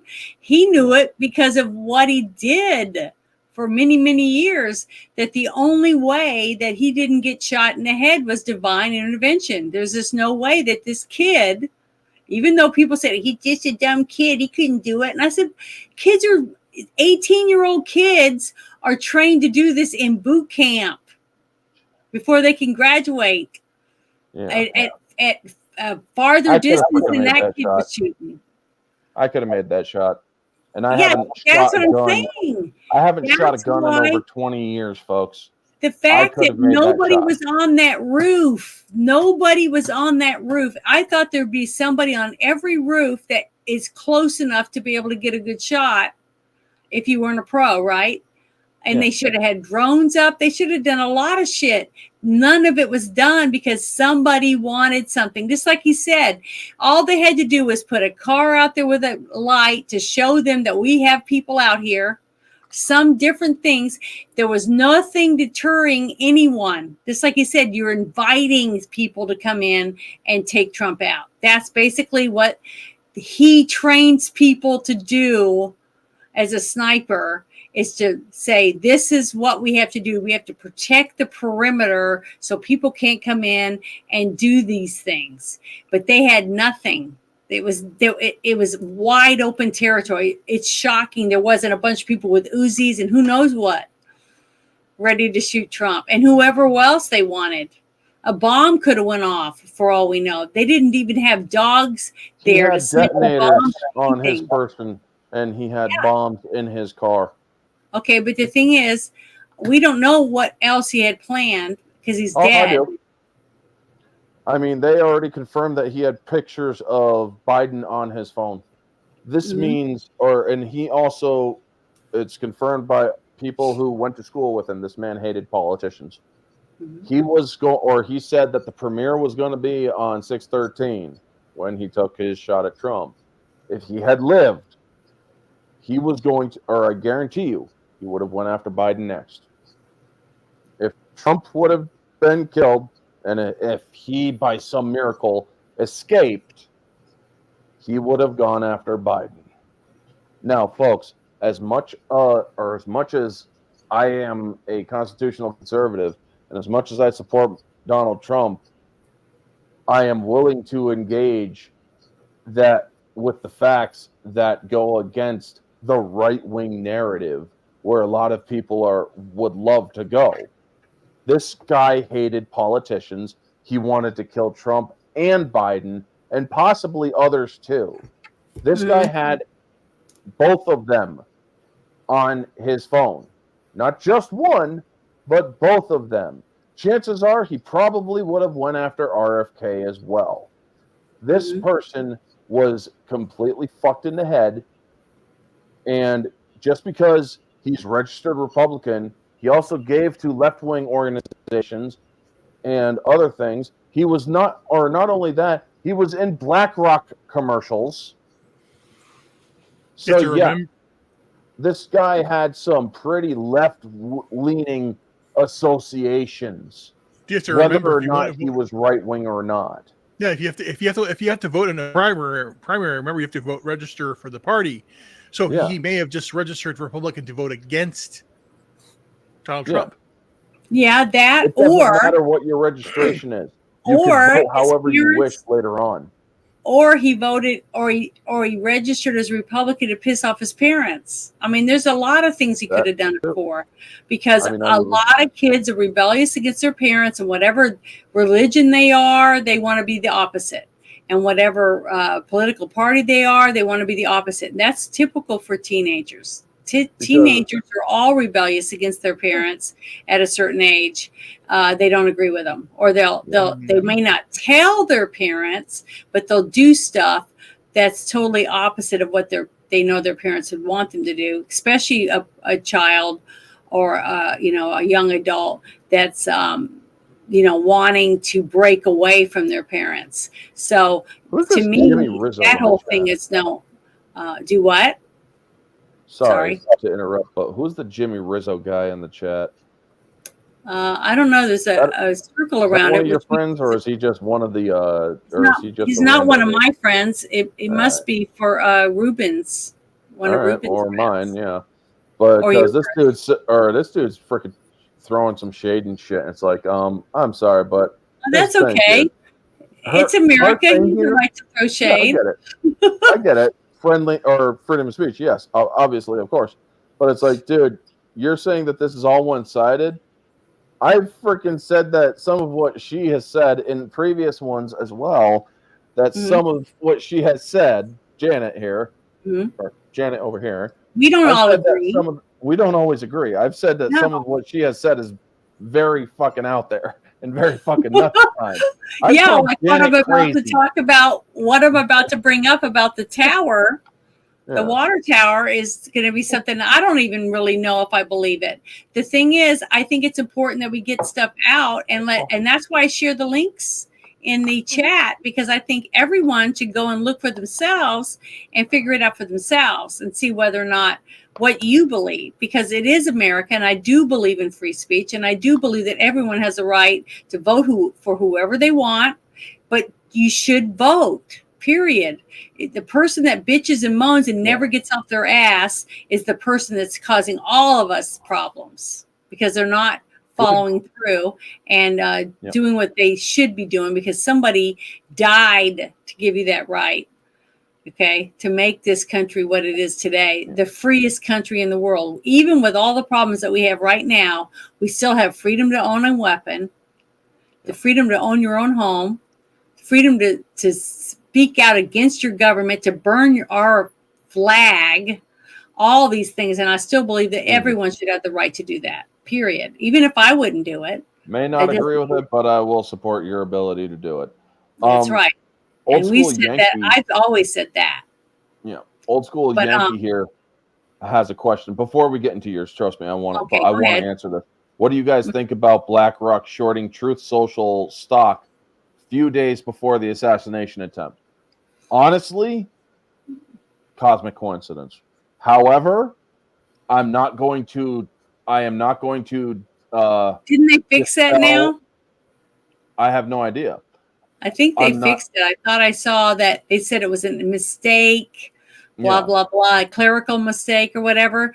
So as long as people got their money back and that they didn't lose money, the people that own the stock, I think that it could be a mistake. But if people did lose money and it's not been corrected, then they need to correct it. Yeah. Period. But then basically trying to short the stock for Truth Social, because they know folks, if Donald Trump was assassinated, Truth Social stock plummets completely. Yeah. Mm-hmm. But the thing is, if somebody does try to sell shares or anything. Watching the stock market and then seeing an event happen, there should be an automatic investigation into any sort of odd trading that goes on. Yeah, isn't that why? Isn't what was her Martha name? The cook, the famous TV cook that went to jail for insider Martha trading. Stewart. Yeah, Martha Stewart. So people do go to jail for trying to rip off people, you know, and they should.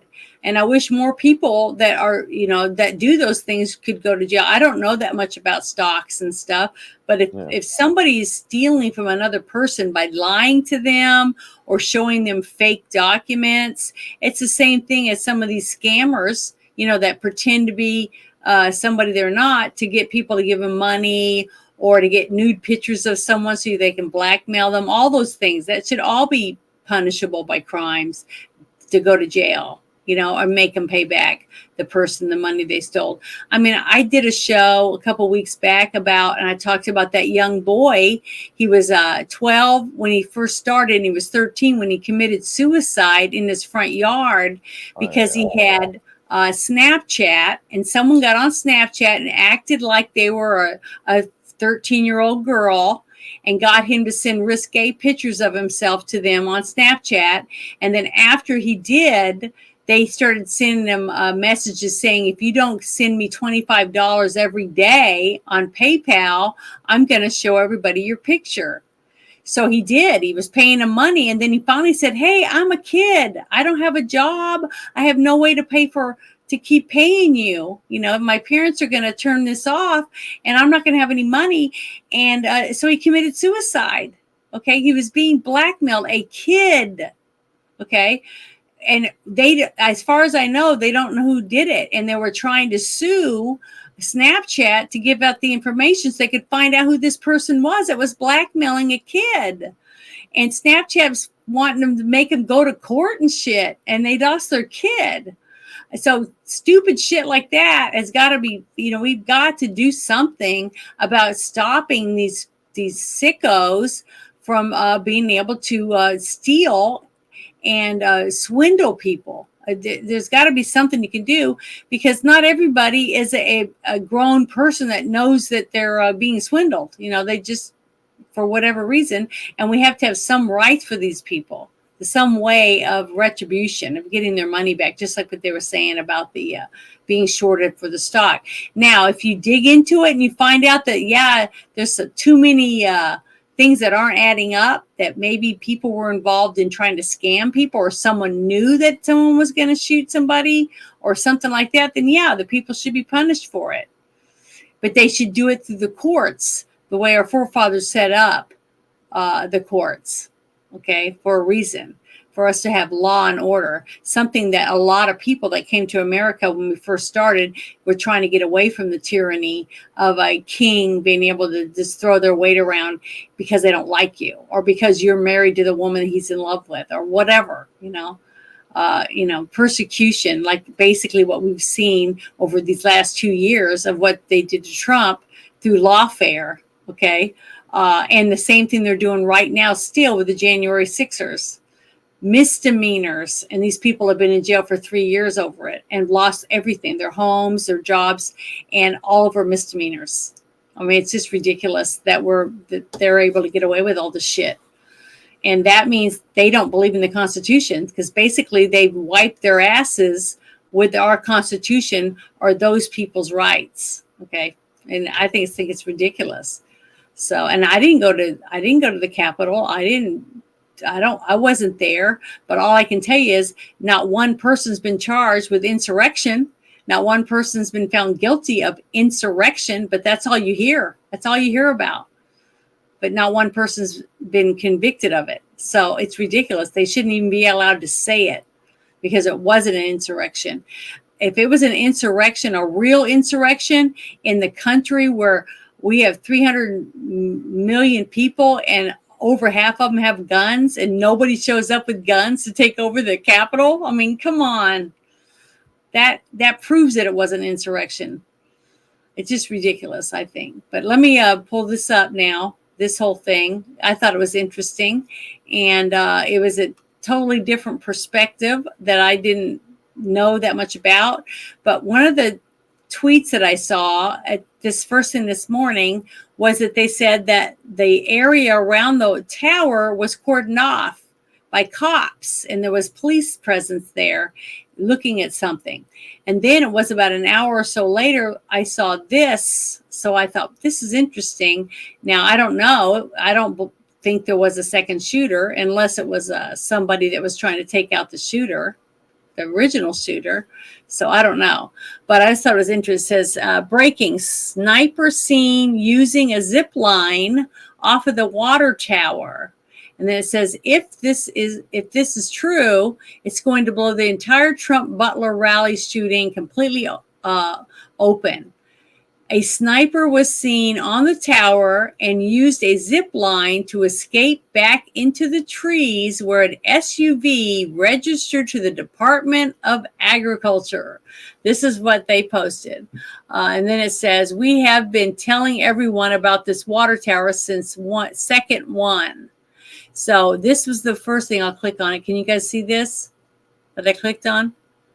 It says, we have tracked the black SUV and have picked up our phantom water tower sniper that escaped using a zip line via the backside of the water tower onto the trees and then on foot a short jaunt to Meridian Road with 100% confidence based on cell phone data. That particular sniper was FBI, and the SUV was registered to the Department of Agriculture. So that's what this one said. And then the next one is a video. It just shows different angles with the... All right, everybody, welcome back. July 17th, 2024, and we're looking at Butler Farms. And we're here once again so I can explain to people how the botched Secret Service plan here is being completely covered up in the media. Now they're saying that there was a sniper team in the building that this Thomas Shooter kid was on, but they claim they were in the second story window. The problem is this building does not have a second story. This building has a second story, which means the sniper team was set up in these windows here facing Trump. So once again, they're expecting us to believe that the Secret Service is looking out of these windows 1 story higher than this building and still had no clue that there was someone sitting right here aiming a gun at Trump. Guys, you need to start using your brain. This is impossible. There's no way that Secret Service was in this building with a sniper team and did not see everything on this roof. At first, they tried telling you the sniper team was in this building. Then they had to change it to a second story window, which only exists in the building behind this building, which is why I'm constantly telling people that the water tower is at play here. The water tower was used. This kid on the roof over here is a total distraction. This is what they wanted you to see. That's why he was there for over a half hour and wandering around looking like a total idiot, and no one did anything about it. There's a reason for that. We also saw a bullet bounce off the railing back here where the stage was set up. So bullets were coming from multiple angles. Now, I know this video doesn't have much in it besides what we're looking at here on Google Earth, but that's literally all we need. Again, just think about what they're telling you. A sniper team in the second story window? Absolutely impossible. That did not happen. This is a 1-story building.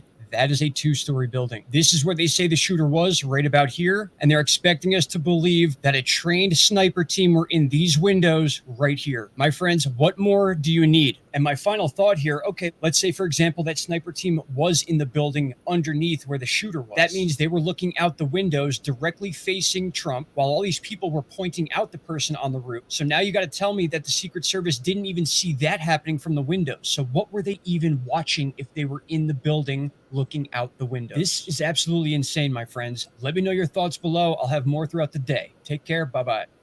Okay, that's that one. And then here's the other one. All right, everybody, welcome back. I have some weird information to share with you right now. And of course, this is all pure speculation. I have no solid proof of this, but this is some incredible information I've come across. And we are looking at Butler Farm Show. Obviously, many of you know this area now as the site of the attempted assassination of Donald Trump. This is absolutely crazy. And I know many of you know this area already, but just to clarify, Trump was about right here on stage. The first first sniper team was set up right about here. The second was apparently set up back here, and the shooter was right about here. Now, there's something I need you to notice, and for those of you that are into gematria and the numbers of a lot of these events, this is going to blow your mind. So many people talking about either multiple shooters or this person being a patsy and not shooting the wall. Take a look at what's just outside this building. We're looking at a water tower that has a perfect angle if somebody were up here to have a shot at Trump. Take a look at this angle right here. This would actually make a lot more sense than somebody being on the roof, even though it seems based on public video, there was in fact someone up there and possibly firing. But as far as the multiple shooter theory, which many people heard, there were bullets coming from other directions. This water tower would be the number one spot I would pick, or I think any sort of military expert would pick as a site to put a gunman if they were going to try to pull this off. Now, that's not all I got. Wait till you see how this relates to gematria.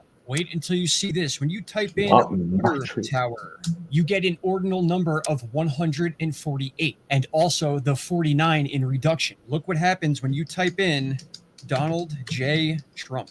Unbelievable. The same exact number, ordinal. Okay, this is horseshit. The exact same. And again, for those of you that follow Okay, but gematria, hey, I'm you know how showing different significant points this of view, is. just like So I for said I everyone would. trying to say that this may have been an This error dude is on the Secret full of shit. Service, and they somehow missed this area, I find Yeah, that see, impossible. I thought he was There is pretty a water plausible tower until he started literally doing that right part here of it. that would have been one of my number one spots to have I mean, the covered. guy can't If even this fucking say was covered, that geometry means right. all of these buildings would have been covered. Geometry Something very or weird geometry. has taken place here, and it is not what they're telling you. It absolutely can't be. It's impossible. But we have to say these are all theories, or else our opinions and our free speech get removed off certain platforms. It's Yeah, a I'm crazy waiting for world the we live in. This Our dude own is so eyes are fucking full of showing us shit, things man. that are not being told to us by the people that we're supposed to This trust, dude is but so most fucking full don't, of the shit. mainstream media. Yeah. My friends, there's a lot more to this than meets the eye, and I think over the Speculation next my couple ass, months, things are going to be exposed in a very, very massive way. But tell me what you think. Once you look at this water tower in a Think 3D full of I'll shit. share mode, the there is link no better in shot chat. to take than being on this So water tower. You are everybody, high enough to where if no you one's really want, going to go see and you if leave you're your on this back comment on end him of and this tell him curved you're full of structure, shit, kind of or like how this guy was hiding on the back we'll pitch wait of this until roof we here. see But I what don't know. the This would have been my spot investigation, right here. All brings right, everybody, out. let me know your thoughts. I'll talk to you all soon. Bye-bye.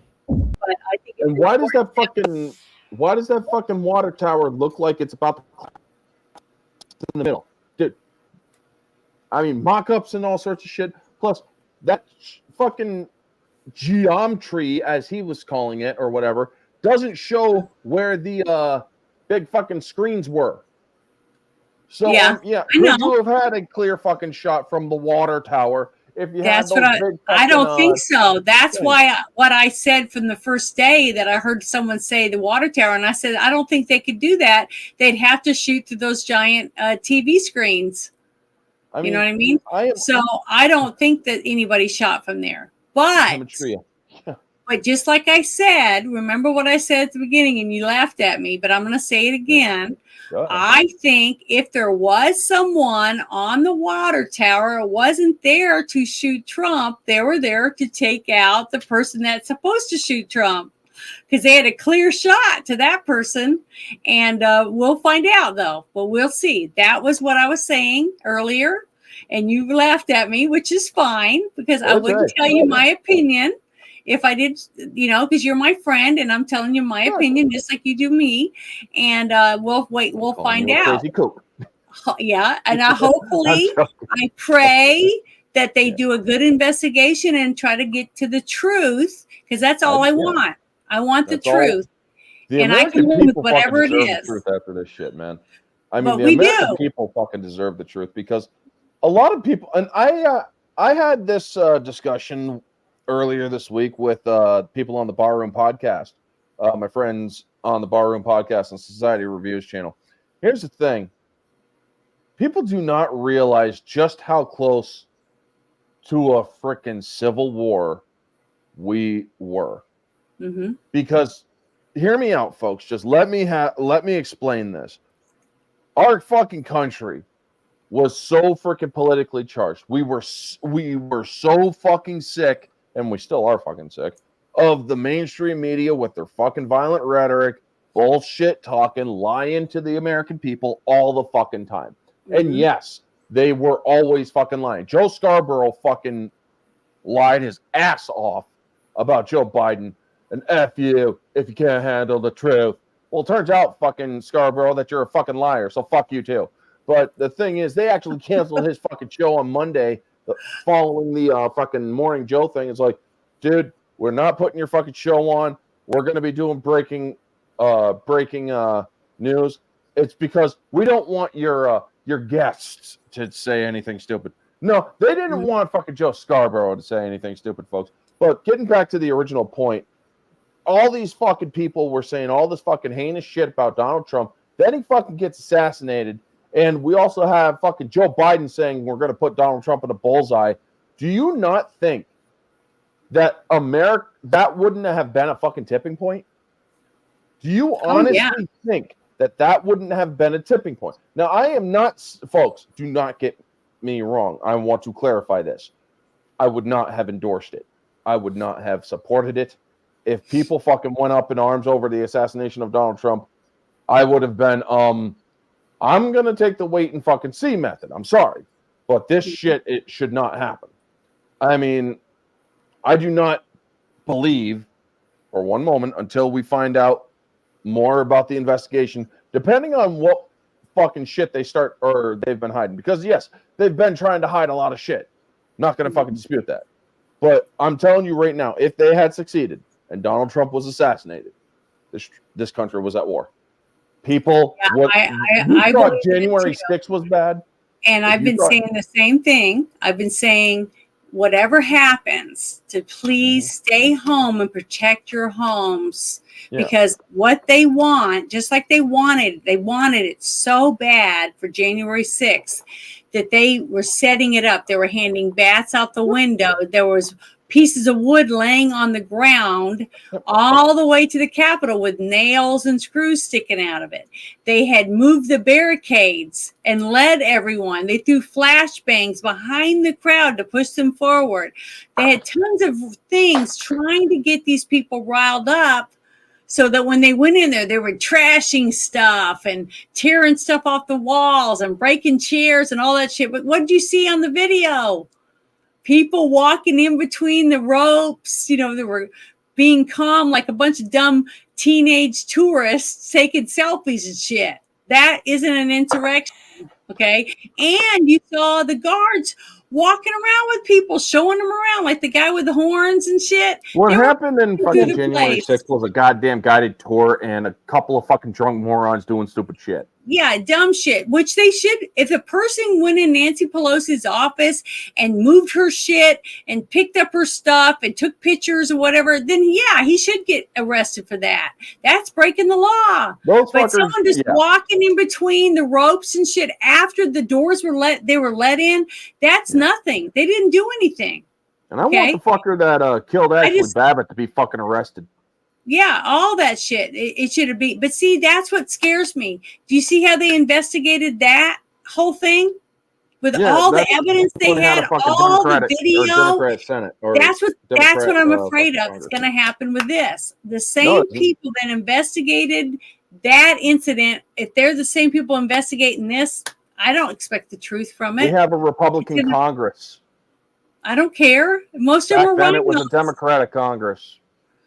I know, but most of them are rhinos, so I don't expect the truth. Some of them are rhinos, but I guarantee you, there's going to be a lot of fucking. See, look, even Tree Rock, that it didn't agree with me a while ago, is agreeing with me right here. Oh yeah, government investigating itself. How do you expect to get the truth from that? I don't. That's why it's going to be up to us. That's why they need to allow civilians in. Dan Bongino said he's getting phone call after phone call after phone call from the Secret Service people that don't want to come out, but they're calling them saying, "Man, we're screwed. This place is nuts. These people do not know what they're doing. All this different shit." So hopefully, the truth will come out and it will force them to have to fix shit. That's what if you have a house and you buy it, okay, and they say that an inspector came in, everything's great, the electricity's awesome, and the pipes are all great. And then you get moved in, and within 6 months, you find leak after leak after leak after leak, and then you find outlets sparks are coming out of it and shit. Are you going to believe that they inspected the place? No. You're going to say, I got fucking ripped off. Okay, and basically, as you and I, as all of us as taxpayers, we're getting ripped off because every single thing that they've been doing for investigation-wise or whatever, of all these different things that's happened since Biden's been in office, they haven't done shit. They hid the laptop. That was misinformation. They pretended it was from Russia when it wasn't. Now it's proven and used in court that it really was his laptop, and that shit that's on there about him snorting coke off of little girls' asses and all the other shit, paying for prostitutes and everything, that's all real. All of it's real. It's slowly coming out, but see how good a job the FBI, the Secret Service, and all these people did at hiding all this shit, along with the media hiding it from us. So it's up to us to be independent journalists and dig. Share links. Let people watch these videos over and over again, and people will figure this out. It'll be us doing it. It won't have a bunch of people running off half-cocked with guns to shoot at people that they think are guilty when they end up later on, they aren't. That's what I was telling some people about this. There was a movie that came out, and it was really, really intense. And it was this woman that she had gotten raped, gang rapes and stuff. And the husband gets her out of the hospital and stuff. He's taking her home. They're driving down the road, and she says, "That's him. That's him." And he goes, "Who?" "That's the guy that raped me." So he pulls over, he gets out, and he tells her, "Stay in the car, I'll be right back." And he follows this guy a couple blocks away into an alley, and he kills the guy. He kills him. He turns around and leaves. He goes back to his car, he gets in, and he goes, "I got rid of him." She hugs him, and they're crying, and they're hugging. And she's saying, "Thank you, thank you, thank you." And then they pull out, and they start to drive, and then she goes, "That's him. That's him." Because she's not normal now after what happened to her. So now she sees him everywhere. So that's what I don't want to see happen to people. That's why I tell people, stay home, take care of your family, use your weapon to protect your family. Because who knows who's going to try to come in if chaos hits the streets, right? Don't go off half-cocked and leave your family unprotected. That's what I'm telling people. Protect your homes because we don't know what's coming. We don't know what's coming. Well, let our military take care of whatever they're supposed to take care of, hopefully. Our military, I mean the people in your state that are in the National Guard, those people that I don't think will come and turn on you in your own state. I don't think that will happen. I think they are part of us and they'll protect us. That's what I think. So, but I do have my guns and I'm ready to protect my home and my property and my family. So that's what I'm telling people. Do it. Take care of your family. A friend of mine was talking to me last week, and do you know the significance of a black flag? I think that means that that you are stepping out of the government, or you no longer believe in the government protecting you, or something like that. That's black pill. That's black pill. I'm talking about black flag. So if you hang a black flag outside your house, the government will essentially leave your house alone because you are essentially telling the government, if you step onto my property with any intent to unlawfully do anything against our constitutional rights, I am showing you no quarter. Do you know what no quarter means? Yeah. It means, yes, it's what's known as the no quarter flag. Black flag means you are government entity. You're not allowed here unless you are serving a lawful warrant, and in which you come to take my guns or anything like that, I will not leave a single one of you alive. Mm-hmm. Now, me, folks, I'm not saying I'm going to hang a black flag out my window or outside of my house because, well, I don't have one. However, I will always be flying the red, white, and blue.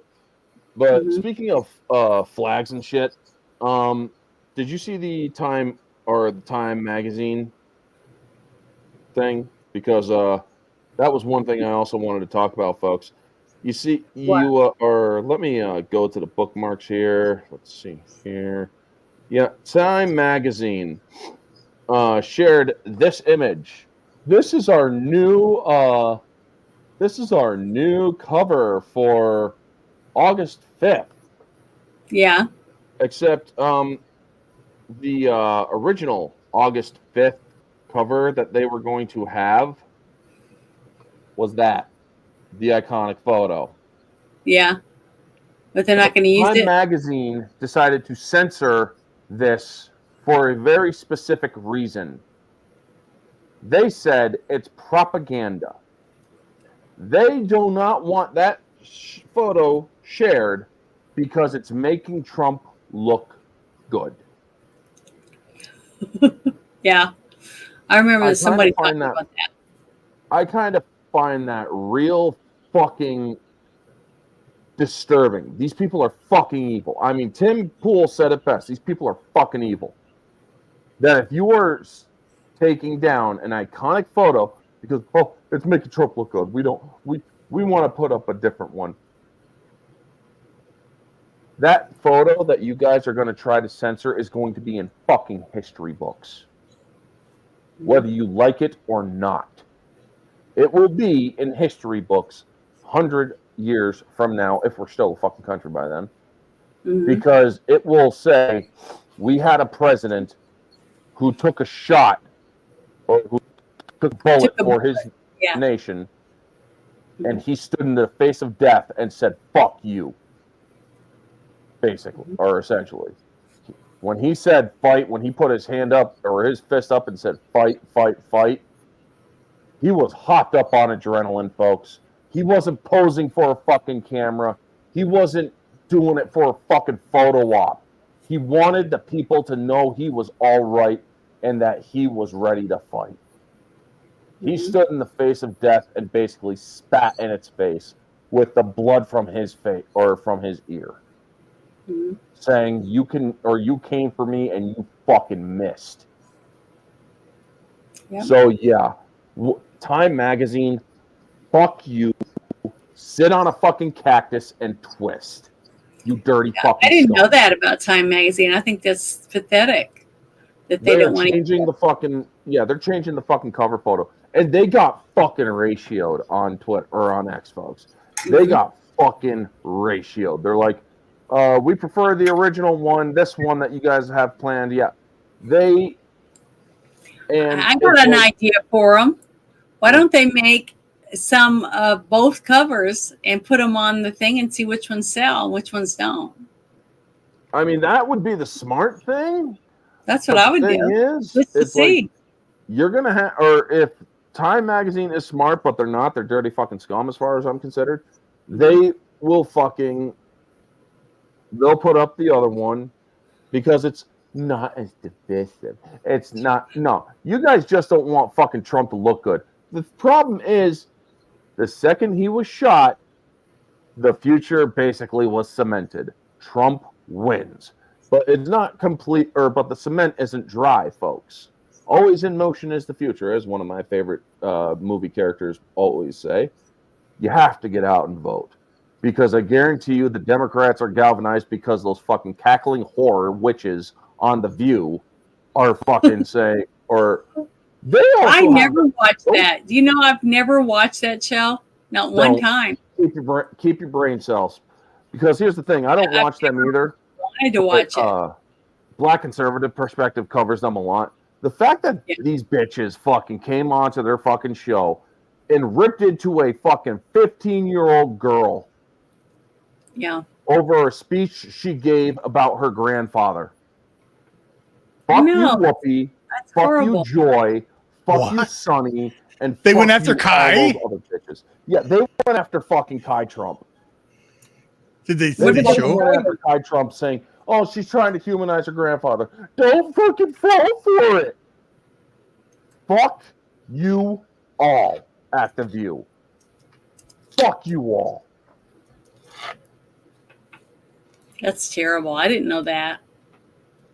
But see, I don't even click on links or tweets or anything if they're talking about the video. I just go, I just swipe by it because I'm not interested in listening to what a bunch of dumb liberal women are thinking. These aren't dumb liberal women. These are purely retarded individuals, folks. And when I say retarded, I'm not saying it derogatory, or I'm not saying it to insult. I am saying it because they fit the definition of retarded. Mm-hmm. They fit the actual definition of retarded. They are retarded. Yeah, I did see one tweet, and I thought it was a meme. It looked like a meme, and they were making fun of what's her name? I don't remember what her name is. Describe her. The one who was married to the guy from Cheers for a little bit. Whoopi Goldberg. Goldberg. Okay. She was supposedly saying that she's pooped her pants before, so she wears the pins too, or something like that. Was that real, or was that a meme? No, she said it. She fucking said it. Yeah, fucking Whoopi Goldberg is saying, "Oh, I have poopy days too." Then maybe you shouldn't fucking admit that. Holy fucking Christ. Does that mean you fucking come in every day and wear diapers? Does that mean that you're freaking shitting yourself while you're talking on The View? I don't know. I had questions, Whoopi. I didn't even know if it was real. So I just didn't share it or like it or anything. See, I try not to comment or like it or do any of that if I have no clue about it. But like this whole thing with the water tower and this, I probably wouldn't even have thought twice about it. But when I saw the first thing this morning, when I saw 4 or 5 people that I follow on X saying that there was a police presence there and there were cones out and they were driving by with a video showing there's cops out there and stuff. I wonder why. Maybe the whole this is what they were saying in the first tweet.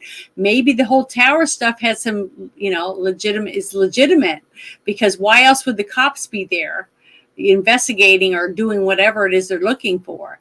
And then it was an hour or whatever later when I saw the whole thing that guy had put together with the supposed different tweets. And if you read the names, there were different tweets on the 3 different things. 2 of them he posted, and the other one was another person that said that it was a forestry person or whatever it was that I said. I have to go back and read it again.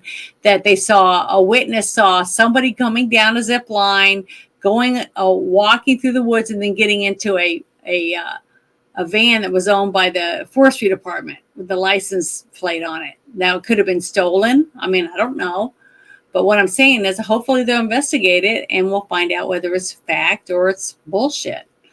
But if people don't see it, no one talks about it, then how is it going to get investigated? You see, the thing is, us investigating is what pushes it to get looked at by real people. You know what I mean?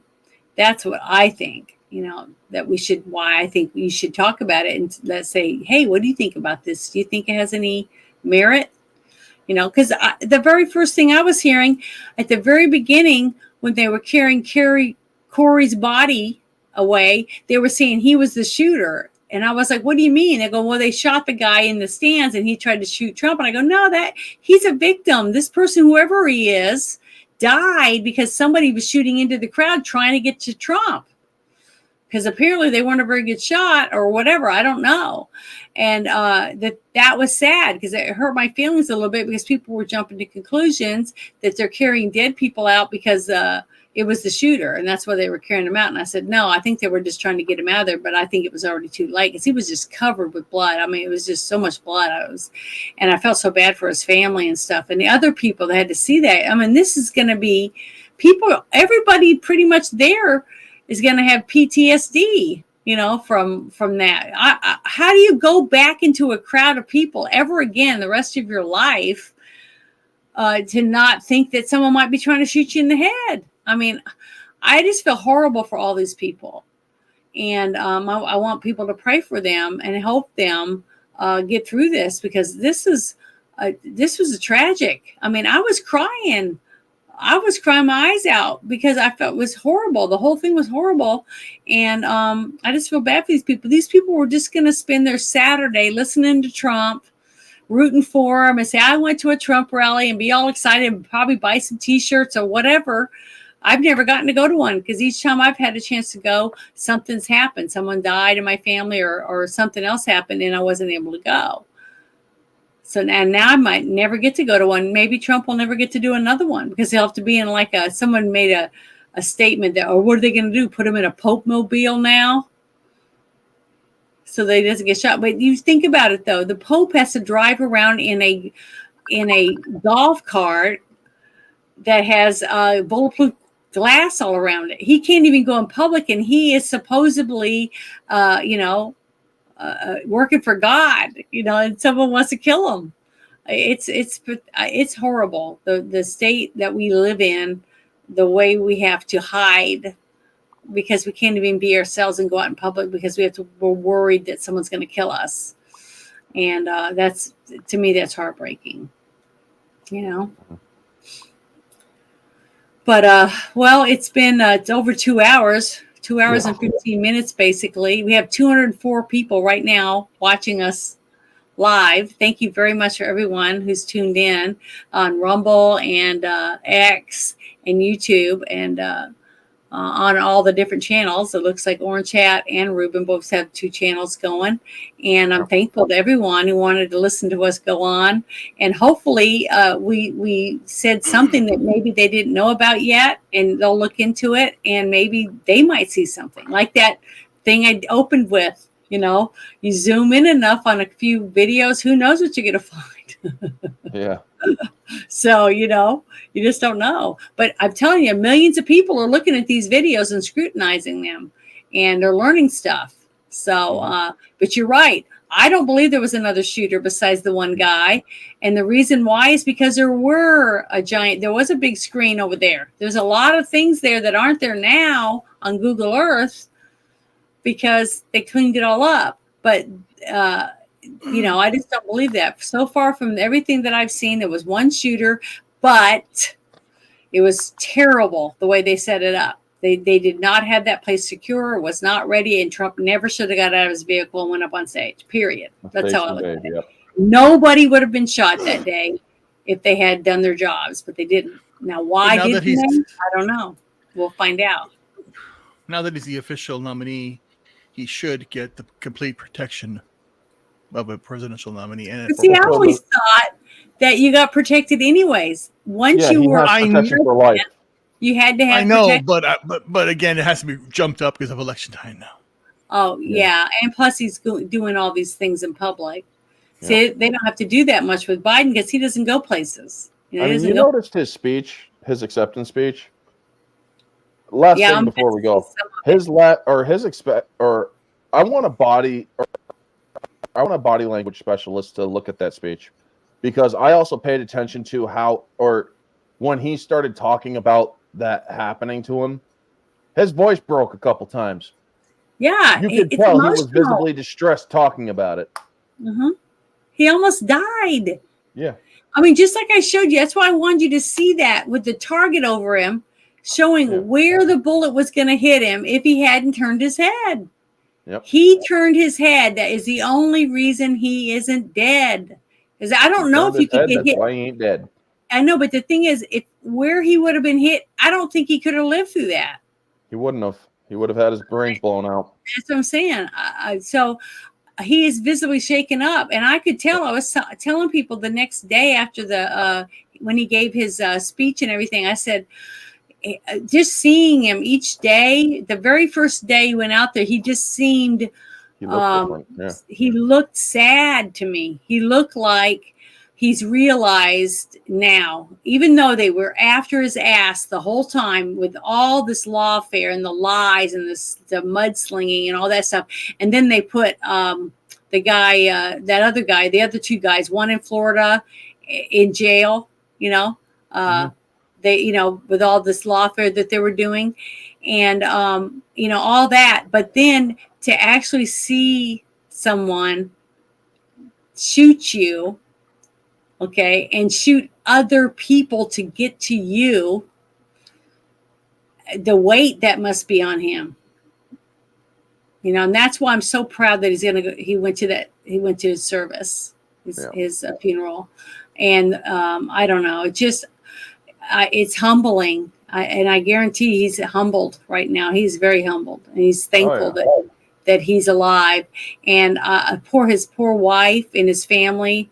I am praying for all of them, because I lost my niece in a car accident, and I just remember when her husband called my house trying to get a hold of my sister because he didn't have her number, and he was hysterical with what happened. It was heartbreaking just to hear his voice and the way he was talking, and high pitched, squealy.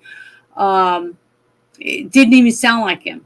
It sounded like a totally different person. But you react a certain way when you see death. And when my brother-in-law went to her car to get things out of it, it was blood everywhere and all that, and he had to deal with that. I don't know how he did it. I don't know how some people can deal with things, and other people just collapse. They just can't. It's a horrible thing. And that's why I want people to understand how close to death he came, and that it's changed everything about him. This is not the same man that ran for president 2016 now. He's not. He sees things totally different, and it's going to be a different thing. And now, whether he handles this and does something about it when he's president and starts saying these people got to pay, all these criminals, all these people who went across, took rights away from American citizens, need to go to court. They need to go to court, the court of public opinion and the court of law. And hopefully he can do these things, because if he can do that and prove that these people can be held accountable, then maybe more people start having trust and believing in the government again. You know what I mean? Yeah. And that's what we need. So what do you have planned coming up, Orange Hat, on your channel? Sunday is the talking about the Acolyte for the final time, hopefully. Finale freaking happened, so me and Kate, Nerd with the Cigar, are going to talk about that. Monday night rants are happening at 9 p.m. instead of 8 p.m., folks, because I got a mod of chat on Mondays. Tuesday theme streams, it's going to be doing slasher horror 1:30 p.m. on X and on YouTube.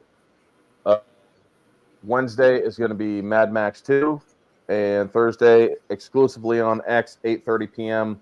Last Voyage of the Demeter discussion, and then Friday is Orange Hat on subs. And I'm trying to reach 2,000 subs. Okay, and what about you, Ruben? What are your plans? Well, this week we finished the coverage of the Republican convention. We'll be doing the Democratic convention with Brian Trippett on the Front Porch Conservative and his crew. We wrapped it up. That's what's coming up. And we're doing more videos. I haven't done any video in a while. Personally, I've been doing it, but I hopefully get something out there. But follow me on X, follow me on Rumble. These are going to be coming out because this has been an incredible week, and times are changing. And, this year is changing. Everyone's bingo cards are not being filled up because things are not the way they should be. Yep, we're way off balance right now. Well, tomorrow I should be playing the other game, Bruce's other game, with the higher players where we're higher ranking. We're able to do more magic and things like that. So we should start probably around 12:31. It depends on how long it takes people to get there. And then Sunday, we will be doing the movie History of Violence. I haven't seen it before, so I'll get to watch it in Discord, and I will send a link out to anyone who wants to see it and watch it with us. You just send me a DM and say, I want to watch History of Violence with you guys, and I'll send you a link to Bruce's Discord, and we'll go in there and watch it. And then after we're done, we'll discuss it a little bit before we decide to do the review of it. So that's what I've planned. And then Monday or Tuesday or Wednesday, I'm going to do another music streaming thing on X only, or maybe X and Rumble, but it won't be on YouTube at all. It'd just be on mostly probably X exclusive again. but I'm trying to learn how to present things better, to learn how to bring up the right one and all that stuff. I'm practicing, and to me, it's like, why not? Why not do something fun? And I'm talking to a couple of girls, and I've got one girl that says she'd be willing to dress up and do like the Battle of the Bands, like the 80s bands, and dress up like our favorite people from a band or whatever, and play different songs, stuff like that. I think it'd be fun because she said she's into doing costumes and stuff too. So I think it'd be fun to do something like that. Make it more fun, by dressing up, and, head banging or whatever, just whatever music we pick. But that'd be fun. So hopefully we'll see how that goes. And then it'll be Thursday, it'll be another Team Shit Show 2.0, because my last one from last week got taken down. And then the one I did last night, I did it with Wes, and it was still up. So we'll see. But it took them almost a week to take it down last time because of, they said it was the cyberbullying again. So say whatever that is. And they wouldn't tell me what it was. They wouldn't let me edit it out or explain to me what it was. But you got to remember, I had another person on my show, and she aired the same exact show live with me, and hers is up. So whatever I did is still on the other video. So I'm sharing her link with people, saying, Janet, "Hey, someone's out to get you, Janet. Someone's I don't know. They just don't like me. Someone's reporting you to the FBI." I know they're going to turn me in, but it was basically about the embryos that aborted embryos that they used to make different vaccines. That's basically what we talked about, and then we talked about personal things that happen, for children.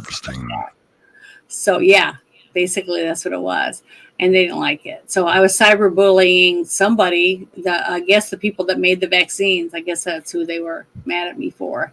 So I took the class and kissed ass because I like to keep my name, Janet from Another Planet. But if I lose it, I won't have it. I'm not going to stay. I'm not going to make another one. If I lose this one, I will not start a whole new channel. So I'll just be on Rumble and X and on TikTok and on Instagram. I'll just stay on those things. Don't worry about it. But I'm not monetized yet, so I won't be losing anything basically. But I enjoy doing it. I enjoy trying to do different things, and if they don't want me on their platform, then I guess they don't want me. And if we were smart, we had somewhere else to go, we wouldn't come back. Because if you get rid of all of us, who's going to put content on there? Right. You think about it, and if we all find a better place to go that treats us more fair, I'm starting to spend more and more time on X than I am on YouTube. So if X keeps growing and I keep growing on X, I won't need to use YouTube anymore, which is sad, because I've met so many nice people on YouTube. A lot of my friends are on here, so I want to stay. But if they don't want me, I'm not begging. I'm not gonna beg to keep my name if they don't want me to have it. So, Janet from Another Planet wise. But I want to say thank you to everyone who hung out with us. There's 214 people watching us right now live, which is really good, for us, or for me for sure, because I'm a small channel or whatever. But I just want to say thank you very much. And I want to say God bless America, because man, everyone. We need it. And thank you guys, because without you guys, I would be by myself. I would be all alone. And since Bruce is working now, I can't do stuff as much with Bruce unless it's on the weekend like I used to. But thank you very much, everyone in the chat. I hope you guys have a wonderful weekend, and talk to you guys later. And this is what I want to go out down as perhaps the worst president in the history of the United States! Exclamation point at real Donald Trump. Well, at real Donald Trump, at least I will go down as a president. I know people have talked to you about whether or not you want to run. Would you ever? Never got so bad, I would never want to rule it out totally. A new world order. These allegations are false. Weapons of mass destruction. The USA Patriot. The blueprint for large corporations. We once were, we are no longer a Christian nation. Donald Trump confirmed that he is considering a run in 2016. Do it. I am officially running for President of the United States. He will never be President of the United States. Donald Trump will never be elected President of the United States. People are watching these results come in. We are going to make this decision now. Donald Trump will be the 45th President of the United States.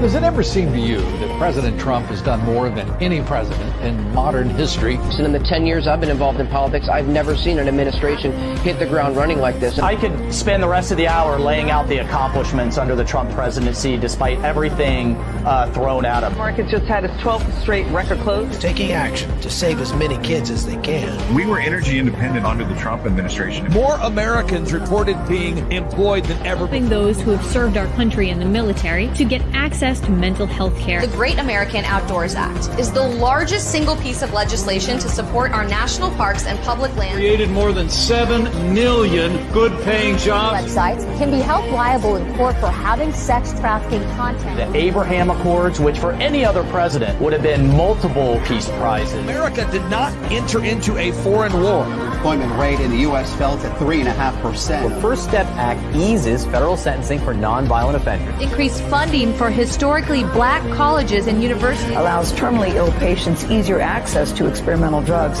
Kept the inflation rate low. Honored with the Bipartisan Justice Award. Had a massive MS-13 gang problem. 3.9% is the unemployment rate. Requiring airports to provide lactation rooms for breastfeeding mothers. Middle class family income increased nearly $6,000. A dramatic escalation in his crackdown on illegal immigration. An advocate for educational choice. Tariffs on Mexico and Canada. An act preventing animal cruelty and torture. Taking out Baghdadi, the head of ISIS, Soleimani, the Iranian general. Save Our Seas Act commitment to environmental issues. We're saying Merry Christmas again.